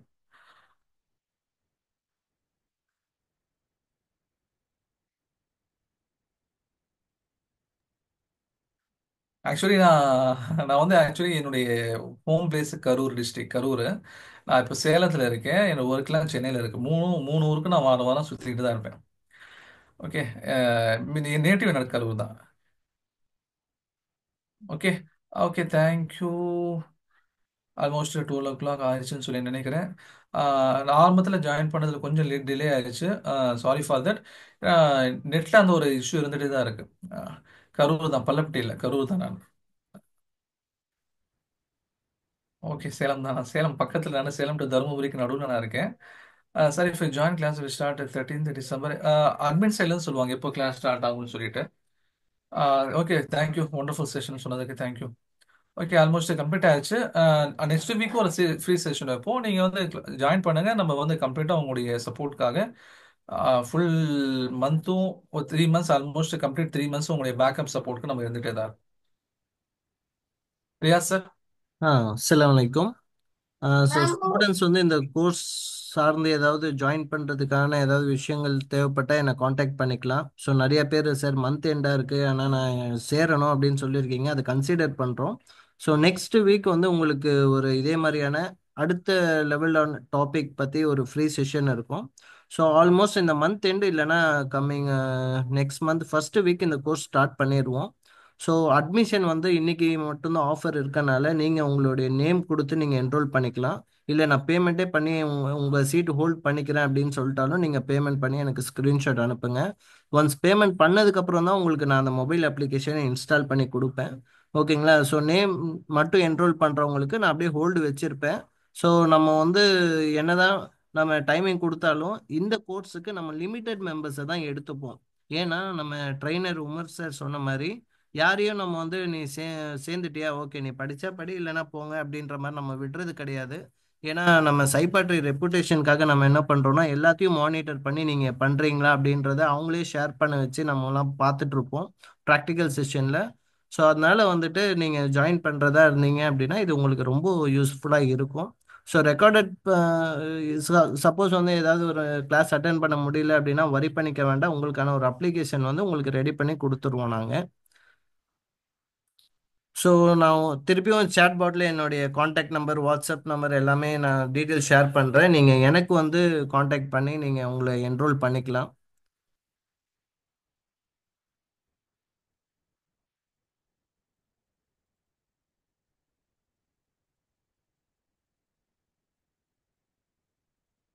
ஸோ அதனால நம்ம எல்லா கோர்ஸ்லேயும் நம்ம என்ன பண்ணியிருக்கோம் அப்படின்னா லிமிட்டெட் ஸ்டூடெண்ட்ஸ் தான் நம்ம வந்து அலோவே பண்ணுவோம். ஏன்னா ஒரு 30 ஸ்டூடெண்ட்ஸ் தான் இந்த பேட்ச். அதுக்கப்புறம் மேற்கொண்டு வரவங்கள நம்ம நெக்ஸ்ட் பேட்ச் தான் நம்ம வந்து மூவ் பண்ணுவோம். அப்போ இந்த ஆஃபர் இருக்குமா அப்படின்றது தெரியாது. ஏன் சார் லிமிடெட் ஸ்டூடெண்ட்ஸ் அப்படின்னு கேட்டிங்கன்னா, நம்ம லிமிடெட் ஸ்டூடெண்ட்ஸ் இருக்கிறப்ப தான் நம்ம எல்லாத்தையும் வந்து ஈஸியாக ட்ரெயின் பண்ண முடியும். ஒரு 60 ரொம்ப அதிகமாக போச்சு அப்படின்னா நம்மளால வந்து எல்லாத்தையும் கான்சென்ட்ரேட் பண்ண முடியாது. ஸோ அதனால ஒரு லிமிடெட் சீட்ஸ் மேலே போயிடுச்சு அப்படின்னா அதுக்கப்புறம் நீங்கள் இன்னைக்கு கஷ்டப்பட்டு அட்டென்ட் பண்ணி அது உங்களுக்கு கிடைக்காம கஷ்டமாயிட வேண்டாம். ஸோ அதுக்காக தான் நம்ம சொல்கிறோம். ஸோ என்னால் இன்னைக்கு பே பண்ண முடியும் அப்படின்னா நீங்கள் பே பண்ணிவிட்டு உங்களுடைய சீட்டை வந்து புக் பண்ணிக்கோங்க. பேமெண்ட் பண்ணதுக்கப்புறம் உங்களுக்கு வந்து உங்களுக்காகவே நம்ம கஸ்டமைஸாக ஒரு ஆப் வந்து டெவலப் பண்ணியிருக்கோம். ஸோ அந்த ஆப் எதுக்காக அப்படின்னா 2 வருஷம் நீங்கள் அந்த ரெக்கார்டட் கிளாஸே நீங்கள் திருப்பி திருப்பியும் பார்த்துக்கலாம் இன்ஷா அல்லாஹ். ஸோ காண்டாக்ட் நம்பர் கேட்டிருக்கீங்க, நான் வந்து சேட்பாட்டில் கொடுத்துருக்கேன் பாருங்க. ஸோ இதில் நிறைய ஃபீமேல் ஸ்டூடெண்ட்ஸும் அட்டென்ட் பண்ணியிருக்கீங்க. ஸோ உங்களுக்காக தான் இது இந்த மாதிரி கோர்ஸ்லாம் நம்ம வந்து அதிகமாக நம்ம கண்டக்ட் பண்ணுறோம். சைபாட்ரியில் கிராஃபிக் டிசைன் கோர்ஸ் இருக்குது. இப்போ அந்த கோர்ஸும் இப்போ சைமல்டேனியஸாக போயிட்டுருக்கு, 10லேருந்து 12 போயிட்டுருக்கு. ஸோ அதுக்கப்புறம் வந்துட்டு ஸ்டாக் மார்க்கெட் ட்ரேடிங் இந்த ட்ரைனிங் பண்ணிகிட்ருக்கோம். டிஜிட்டல் மார்க்கெட்டிங்கும் ட்ரைனிங் கொடுத்துட்ருக்கோம். ஓகேங்களா? ஸோ ஒரு கம்பெனியில் போய் பிளேஸ் ஆகணும் அப்படின்னா இங்கிலீஷ் கம்யூனிகேஷன் ஸ்கில்லும் நம்ம ட்ரைனிங் கொடுத்துட்ருக்கோம். ஸோ யாரெல்லாம் பிஸ்னஸ் பண்ணணும் அப்படின்னு இன்ட்ரெஸ்டடாக இருக்கோ, இல்லை செகண்டரி பர்பஸாக ஏதாவது இன்கம் ஜென்ரேட் பண்ண முடியாதா, நான் ஆஃபீஸும் போவேன் ஆனால் பார்ட் டைமாகவும் என்னால் சம்பாதிக்க முடியுமா அப்படின்றவங்களுக்கு இந்த சைபாட்ரி பிளாட்ஃபார்ம் வந்து ஒரு நல்ல பிளாட்ஃபார்மாக நிறையா இருக்குது. ஓகே, இதை பற்றி கூகுள் ரிவ்யூஸ்லாம் எப்படி இருக்குன்னு பார்க்கணுன்னா நீங்கள் சிம்பிள், நம்ம எதுவுமே டிசைன் பண்ணி எதுவுமே ஃபேஸ்புக்கில் போட்டது கிடையாது. ஆனால் நீங்கள் டைரெக்டாக சைபாட்ரி கூகுளில் போயிட்டு கூகுள் ரிவ்யூஸே நீங்கள் பார்த்துக்கலாம் இன்ஷா அல்லாஹ். ஸோ நம்ம எல்லாமே டிரான்ஸ்பெரண்ட்டாக வச்சுருக்கோம். நீங்கள் ஸ்டூடெண்ட்ஸ் கொடுத்துருக்க ரிவ்யூஸ் எல்லாம் நீங்கள் டிரான்ஸ்பெரண்ட்டாக பார்க்கலாம் இன்ஷா அல்லாஹ். ஸோ நம்ம அஸ்ஸலாமு கோர்ஸ் அலைக்கும் வந்து ரியாஸ் பாய். சொல்லுங்கள் பாய். இது இன்னைக்கு என்ன டைம் வரைக்கும் வந்து இந்த 4000 இந்த ஆஃபர் இருக்கும் இன்னைக்கு? 7 o'clock ஈவினிங் வரைக்கும் நைட் எப்போ வச்சிருக்கோம் வேணால் பே பாய். பண்ணலாமா? இன்னைக்குள்ளே பே பண்ணணுமா? பண்ணிடலாம் பாய். இன்னைக்கு 7 o'clock வரைக்கும் ஏன் அப்படி வச்சிருக்கோம் அப்படின்னா, அந்த நீங்க அனுப்பக்கூடிய அந்த ஸ்கிரீன்ஷாட்டை நம்ம என்ன பண்ணுவோம்னா அந்த சாஃப்ட்வேர்ல அப்டேட் பண்ணதுக்கு அப்புறம் தான் உங்களுக்கு ஒரு ரிஜிஸ்ட்ரேஷன் கோடு வரும். நான் அது சொல்ல மறந்துட்டேன். இப்போ வந்து இந்த பார்ட்டிசிபென்ட்ஸ்லேயே வந்து பார்த்தீங்கன்னா 2GDST அப்படின்னு சொல்லி ஒரு கோடு மாதிரிலாம் வராங்க பார்த்தீங்களா, அவங்களாம் நம்மளுடைய வேற கோர்ஸோட ஸ்டூடெண்ட்ஸ் அவங்க. ஓகேங்களா? இப்போ அவங்களுக்கு வந்து பார்த்தீங்கன்னா நம்ம ஒரு கோடு கொடுத்துருவோம். அந்த கோடு எதுக்காக சார் அப்படின்னு கேட்டிங்கன்னா, சப்போஸ் உங்களுக்கு மொபைல் அப்ளிகேஷனே கரப்ட் ஆயிடுச்சு இல்லை ஃபோனை மாற்றிட்டீங்க அப்படின்னா அந்த கோடை வச்சு தான் உங்களுக்கு நாங்கள் திருப்பி ரெட்ரீவ் பண்ணி கொடுப்போம். அதுக்காக தான். ஸோ அப்போது வந்து நீங்கள் பேமெண்ட் பண்ணி அந்த ஸ்க்ரீன்ஷாட்டை நாங்கள் சாஃப்ட்வேரில் அப்லோட் பண்ணோன்னா அதுவே ஆட்டோமேட்டிக்காக ஒரு கோடு ஜென்ரேட் பண்ணி கொடுக்கும். அதுக்காக தான் சார். ஏன்னா இது 2 இயர்ஸ் பண்ணியிருக்கிறோம். 2 இயர்ஸில் நம்ம ஆல்மோஸ்ட் 50 பேட்ச் முடிச்சிட்டோம்னு வச்சுக்கோங்களேன். அப்போ வந்துட்டு இந்த உங்கள் பேரை வச்சு ஒன்றும் பண்ண முடியாது. ஏன்னா உங்கள் பேர்லேயே வந்துட்டு 80 பேர்கிட்ட இருப்பாங்க, அப்துல் ரஹ்மான் அப்படின்னு சொல்லிட்டு. ஸோ அப்போ என்ன பண்ணுவோம் அப்படின்னா உங்கள் யூனிக் ஐடியை வச்சு தான் நம்ம உங்களுக்கு எதாக இருந்தாலும் ரெட்ரீவ் பண்ணி கொடுப்போம். So okay. மந்த் எண்டாக இருக்கு, கொஞ்சம் இதாக இருக்குன்னா நீங்கள் வந்து என்னை ரீச் பண்ணுங்க, உங்களுக்கு நான் அதுக்கேற்ற மாதிரி நான் உங்களுக்கு பண்ணி தரேன் பாய் இன்ஷா அல்லாஹ். சரி இன்ஷால்லா. ஓகே பாய், ஜிசாக்கல்லா அக்ரம் பாய். இந்த ஸோ குரூப்பில் ஜாயின் பண்ணிக்கோங்க. குரூப் லிங்க் திருப்பியும் நான் சேட் பாட்டில் போடுறேன். அந்த லிங்க்ல தான் உங்களுக்கு வந்து சைப்பால சார்ந்த உங்களுக்கு ரிலவெண்ட்டாக எந்த ஒரு ப்ரோக்ராமாக இருந்தாலும் அந்த குரூப்லேயே இருக்கும். ரிப்பீட்டடாக மெசேஜ் வரனால நீங்கள் லெஃப்ட் ஆகிட்டீங்க அப்படின்னா அது உங்களுடைய விருப்பம். ஏன்னா சில பேருக்கு அது அன்னாயிங்காக இருக்கும். ஆனால் இந்த மாதிரியான கொஞ்சம் குவாலிட்டி இன்ஃபர்மேஷனை நீங்கள் மிஸ் பண்ணிடக்கூடாது. அந்த குரூப்லேருந்து லெஃப்ட் ஆகிட்டோம் அந்த மாதிரி பண்ணிட வேண்டாம். ஓகேங்களா? இந்த குரூப் ஜாயின் பண்ணிக்கோங்க வாட்ஸ்அப் குரூப்பில். ஸோ அதுக்கடுத்து வந்து இந்த ரெக்கார்டட் லிங்க் உங்களுக்கு வந்து அந்த குரூப்லேயே தான் அனுப்பி வைக்கப்படும். சரிங்களா? ஏன்னா நம்ம இந்த ப்ரோக்ராம் இருக்குன்னு சொல்லி மற்ற குரூப்புக்கு வேணால் நான் ப்ரொமோட் பண்ணியிருப்பேன். ஆனால் ரெக்கார்டட் லிங்க் வந்து அந்த குரூப்புக்கு மட்டும்தான் நான் அனுப்புவேன். ஏன்னா அதோட இம்பார்ட்டன்ஸ் தெரிஞ்சவங்களுக்கு தான் அது வந்து ஃப்ரூட்டை வந்து டேஸ்ட்டாக அவங்க ஃபீல் பண்ணுவாங்க. மற்றவங்களுக்கு கொடுத்தோம் அப்படின்னா அது கன்சிடர் பண்ண மாட்டாங்க. அதுக்கு வேண்டிதான். Okay, thank you Umar sir. இருப்பீங்கன்னு நினைக்கிறேன். ஒரு ஆ, குயிக் த- கொஸ்டின். சொல்லுங்க. இப்ப டைரக்டா அந்த ஜிபே பண்ணலாமா? சப்போஸ் வித்வுட் பண்ணலாம். இப்போ ஆல்மோஸ்ட் வந்து 2 ஸ்டூடெண்ட்ஸ் இப்போ பண்ணியிருக்காங்க. சரி, ஓகே பண்ணிட்டீங்க அப்படின்னா எனக்கு ஸ்கிரீன்ஷாட் அனுப்பு. ஓகே. ஓகே பிரதர், ஜஸாக்கல்லா ஹைர்.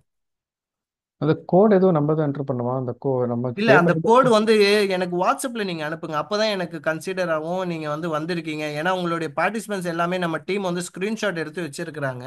So okay. உங்களுக்கு ரிலேட்டடா வந்துட்டு இவங்க தான் அட்டன் பண்ணவங்க அப்படின்றது நம்ம அப்சர்வ் பண்ணிட்டு உங்களுக்கு அந்த 4000 தான் பிரதர் அப்படின்னு சொல்லிடுவோம் உங்களுக்கு. ஓகே. ஸோ ஜஸ்ட் நாங்கள் வந்து ஜிபே பண்ணிவிட்டு உங்களுக்கு அந்த ஸ்க்ரீன்ஷாட் மட்டும் அனுப்பினா ஆமா. போதும். இந்த கோடு வந்து நீங்கள் செக் பண்ணிக்கிடுவீங்க. Yes brother. ஆமா பிரதர். Okay okay. ஓகே.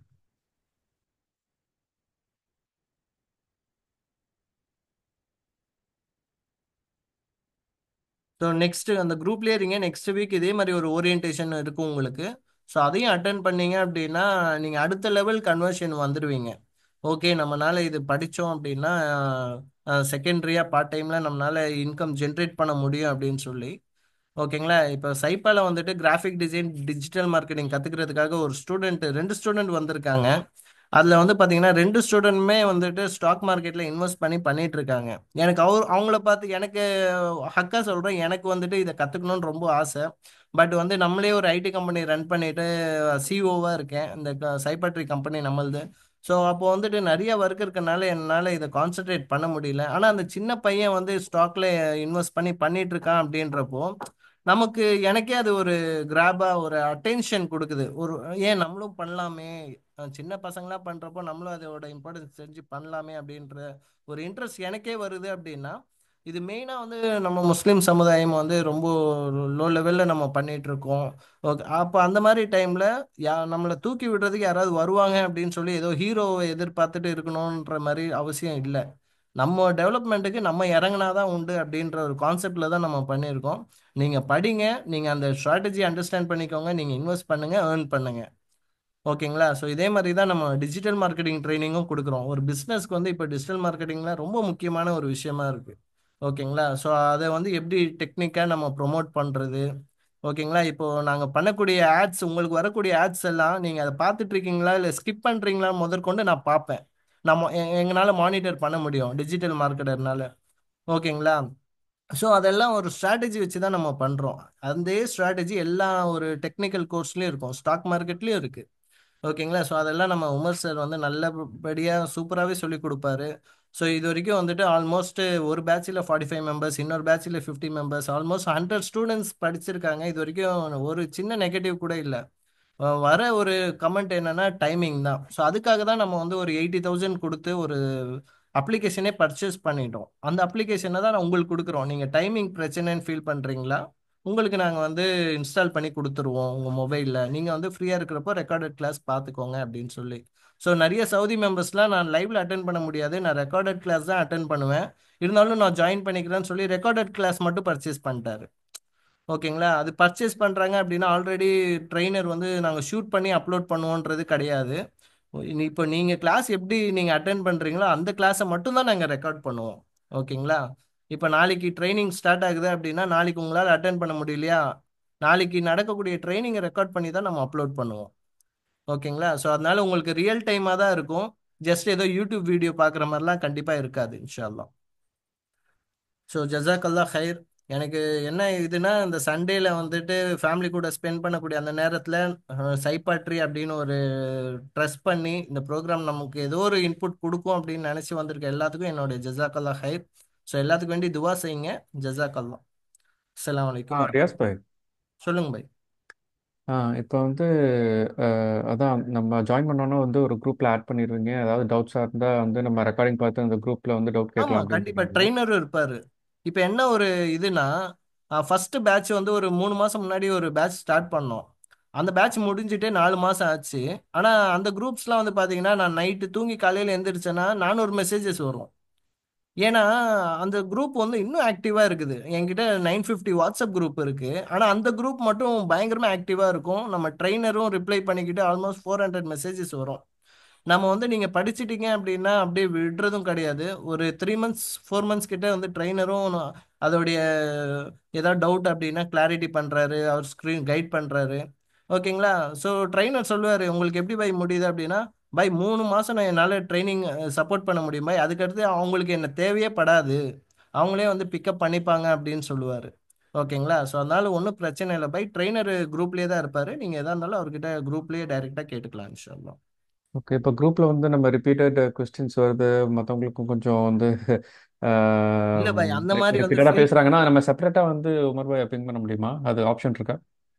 நம்ம எப்பவுமே என்ன நினைக்கிறோம் அப்படின்னா, நீங்க சில்லி கொஸ்டினா இருந்தாலும் அது குரூப்ல கேளுங்க அப்படின்றது தான் எங்களுடைய இன்டென்ஷன். ஏன்னா அதே சில்லி கொஸ்டின் வந்து ஒரு 40 பேர் ஜாயின் பண்ணியிருக்காங்கன்னா, நீங்க கேட்குற அதே சில்லி கொஸ்டின் வந்து இன்னும் 2 பேருக்கு யோசனையாவே இருக்கும். இது கேட்கலாமா, கேட்டா நம்மள ஏதாவது நினைச்சு நீங்க குரூப்ல கேட்டிங்கன்னா அவங்களுக்கும் அது தெரிய வரும். ஓ, அதுக்கு இதான் ஆன்சரா அப்படின்னு சொல்லி. அதனால பெரும்பாலும் நீங்க வந்துட்டு குரூப்ல கேட்டிங்கன்னா அவர் குரூப் வந்து பின் பண்ணிடுவார் பை. நீங்க டைரெக்டா பேசுறதுன்னா அவருக்கு சிங்கிள் இண்டிவிஜுவலா போயிடும். அவர் வந்து நம்ம குரூப்பை வந்து பின் பண்ணிடுவாரு, வர வர பேட்ச், அப்கமிங் பேட்ச் எல்லாம். அப்ப அந்த குரூப்ல ஏதாவது நோட்டிபிகேஷன் வந்துச்சுன்னா டக்குன்னு ரிப்ளை பண்ணிடுவாரு. வேற ஒன்றும் இல்லை பை. Okay okay. இல்லை சில சில்லி கொஸ்டின்ஸ் ஓகே சில அதுவும் வந்து சில பேருக்கு இது தெரியாமல் இருக்கும். Okay fine. பட் சில கண்டிப்பா. நேரங்களில் ரிப்பீட்டடாக வந்து இன்னும் எனக்கு புரியலன்னா அந்த மாதிரி சில பேருக்கு திரும்ப திரும்ப அதே மெசேஜஸ் புரியுது பண்ண பை. கொஞ்சம் மாஷா அநியாயமா அல்லாஹ், இருக்கும்ல, நம்ம அதுக்காக தான் ட்ரெயினர் பார்த்தேன். வந்து அதுக்கு ஹெசிடேட்டே பண்ண மாட்டாரு. இப்போ ஓகே அவர் ஓகே. கிளாஸ் எடுக்கிறப்பவே அவருடைய பொறுமையான அந்த ஆமாம் கிளாஸ் தெரிஞ்சிச்சு, வந்து ஆமாம் பார்த்து கரெக்டு. நீங்க புரிஞ்சிருப்பீங்க இன்ஷா அல்லாஹ். சரி ஓகே உங்களுக்கு. Okay bye.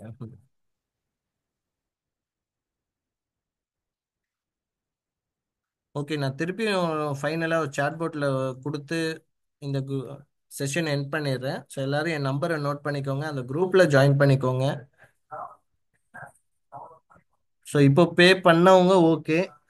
யாராவது பே பண்ணாம, இல்லை எனக்கு ஜான் ஃபர்ஸ்ட் வீக் தேர்டு தான் எனக்கு சேலரி வரும் அப்படிலாம் மெசேஜ் பண்ணியிருக்கீங்க, எனக்கு ஒன்றும் பிரச்சனை இல்லை. நீங்கள் என்ரோல் மட்டும் பண்ணிக்கோங்க. பட் பேமெண்ட்டு இனிஷியலாக சீக்கிரமாக எவ்வளோ சீக்கிரம் பண்ண முடியுமோ பண்ணுங்க.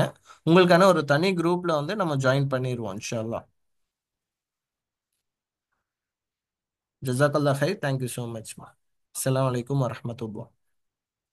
ஸோ இந்த ப்ரோக்ராம் நல்லா இருந்துச்சு அப்படின்னா, உங்களுக்கு ஃப்ரீ டைமில் இருந்துச்சுன்னா நீங்கள் சைபாட்ரி கூகுள் ரிவ்யூஸில் கூட நீங்கள் அப்டேட் பண்ணுங்கள். அது எங்களுக்கு வந்து இப்போது நீங்கள் செய்யக்கூடிய ஒரு என்கரேஜாக நம்ம ஃபீல் பண்ணுவோம் இன்ஷால்லா. ஓகே, நிறைய ரிவ்யூஸ்லாம் கொடுக்குறாங்க, நம்ம போகிற பாதை கரெக்டாக அப்படின்ற மாதிரி எங்களுக்கு ஒரு சின்ன என்கரேஜ்மெண்ட்டாக இருக்கும் இன்ஷால்லா.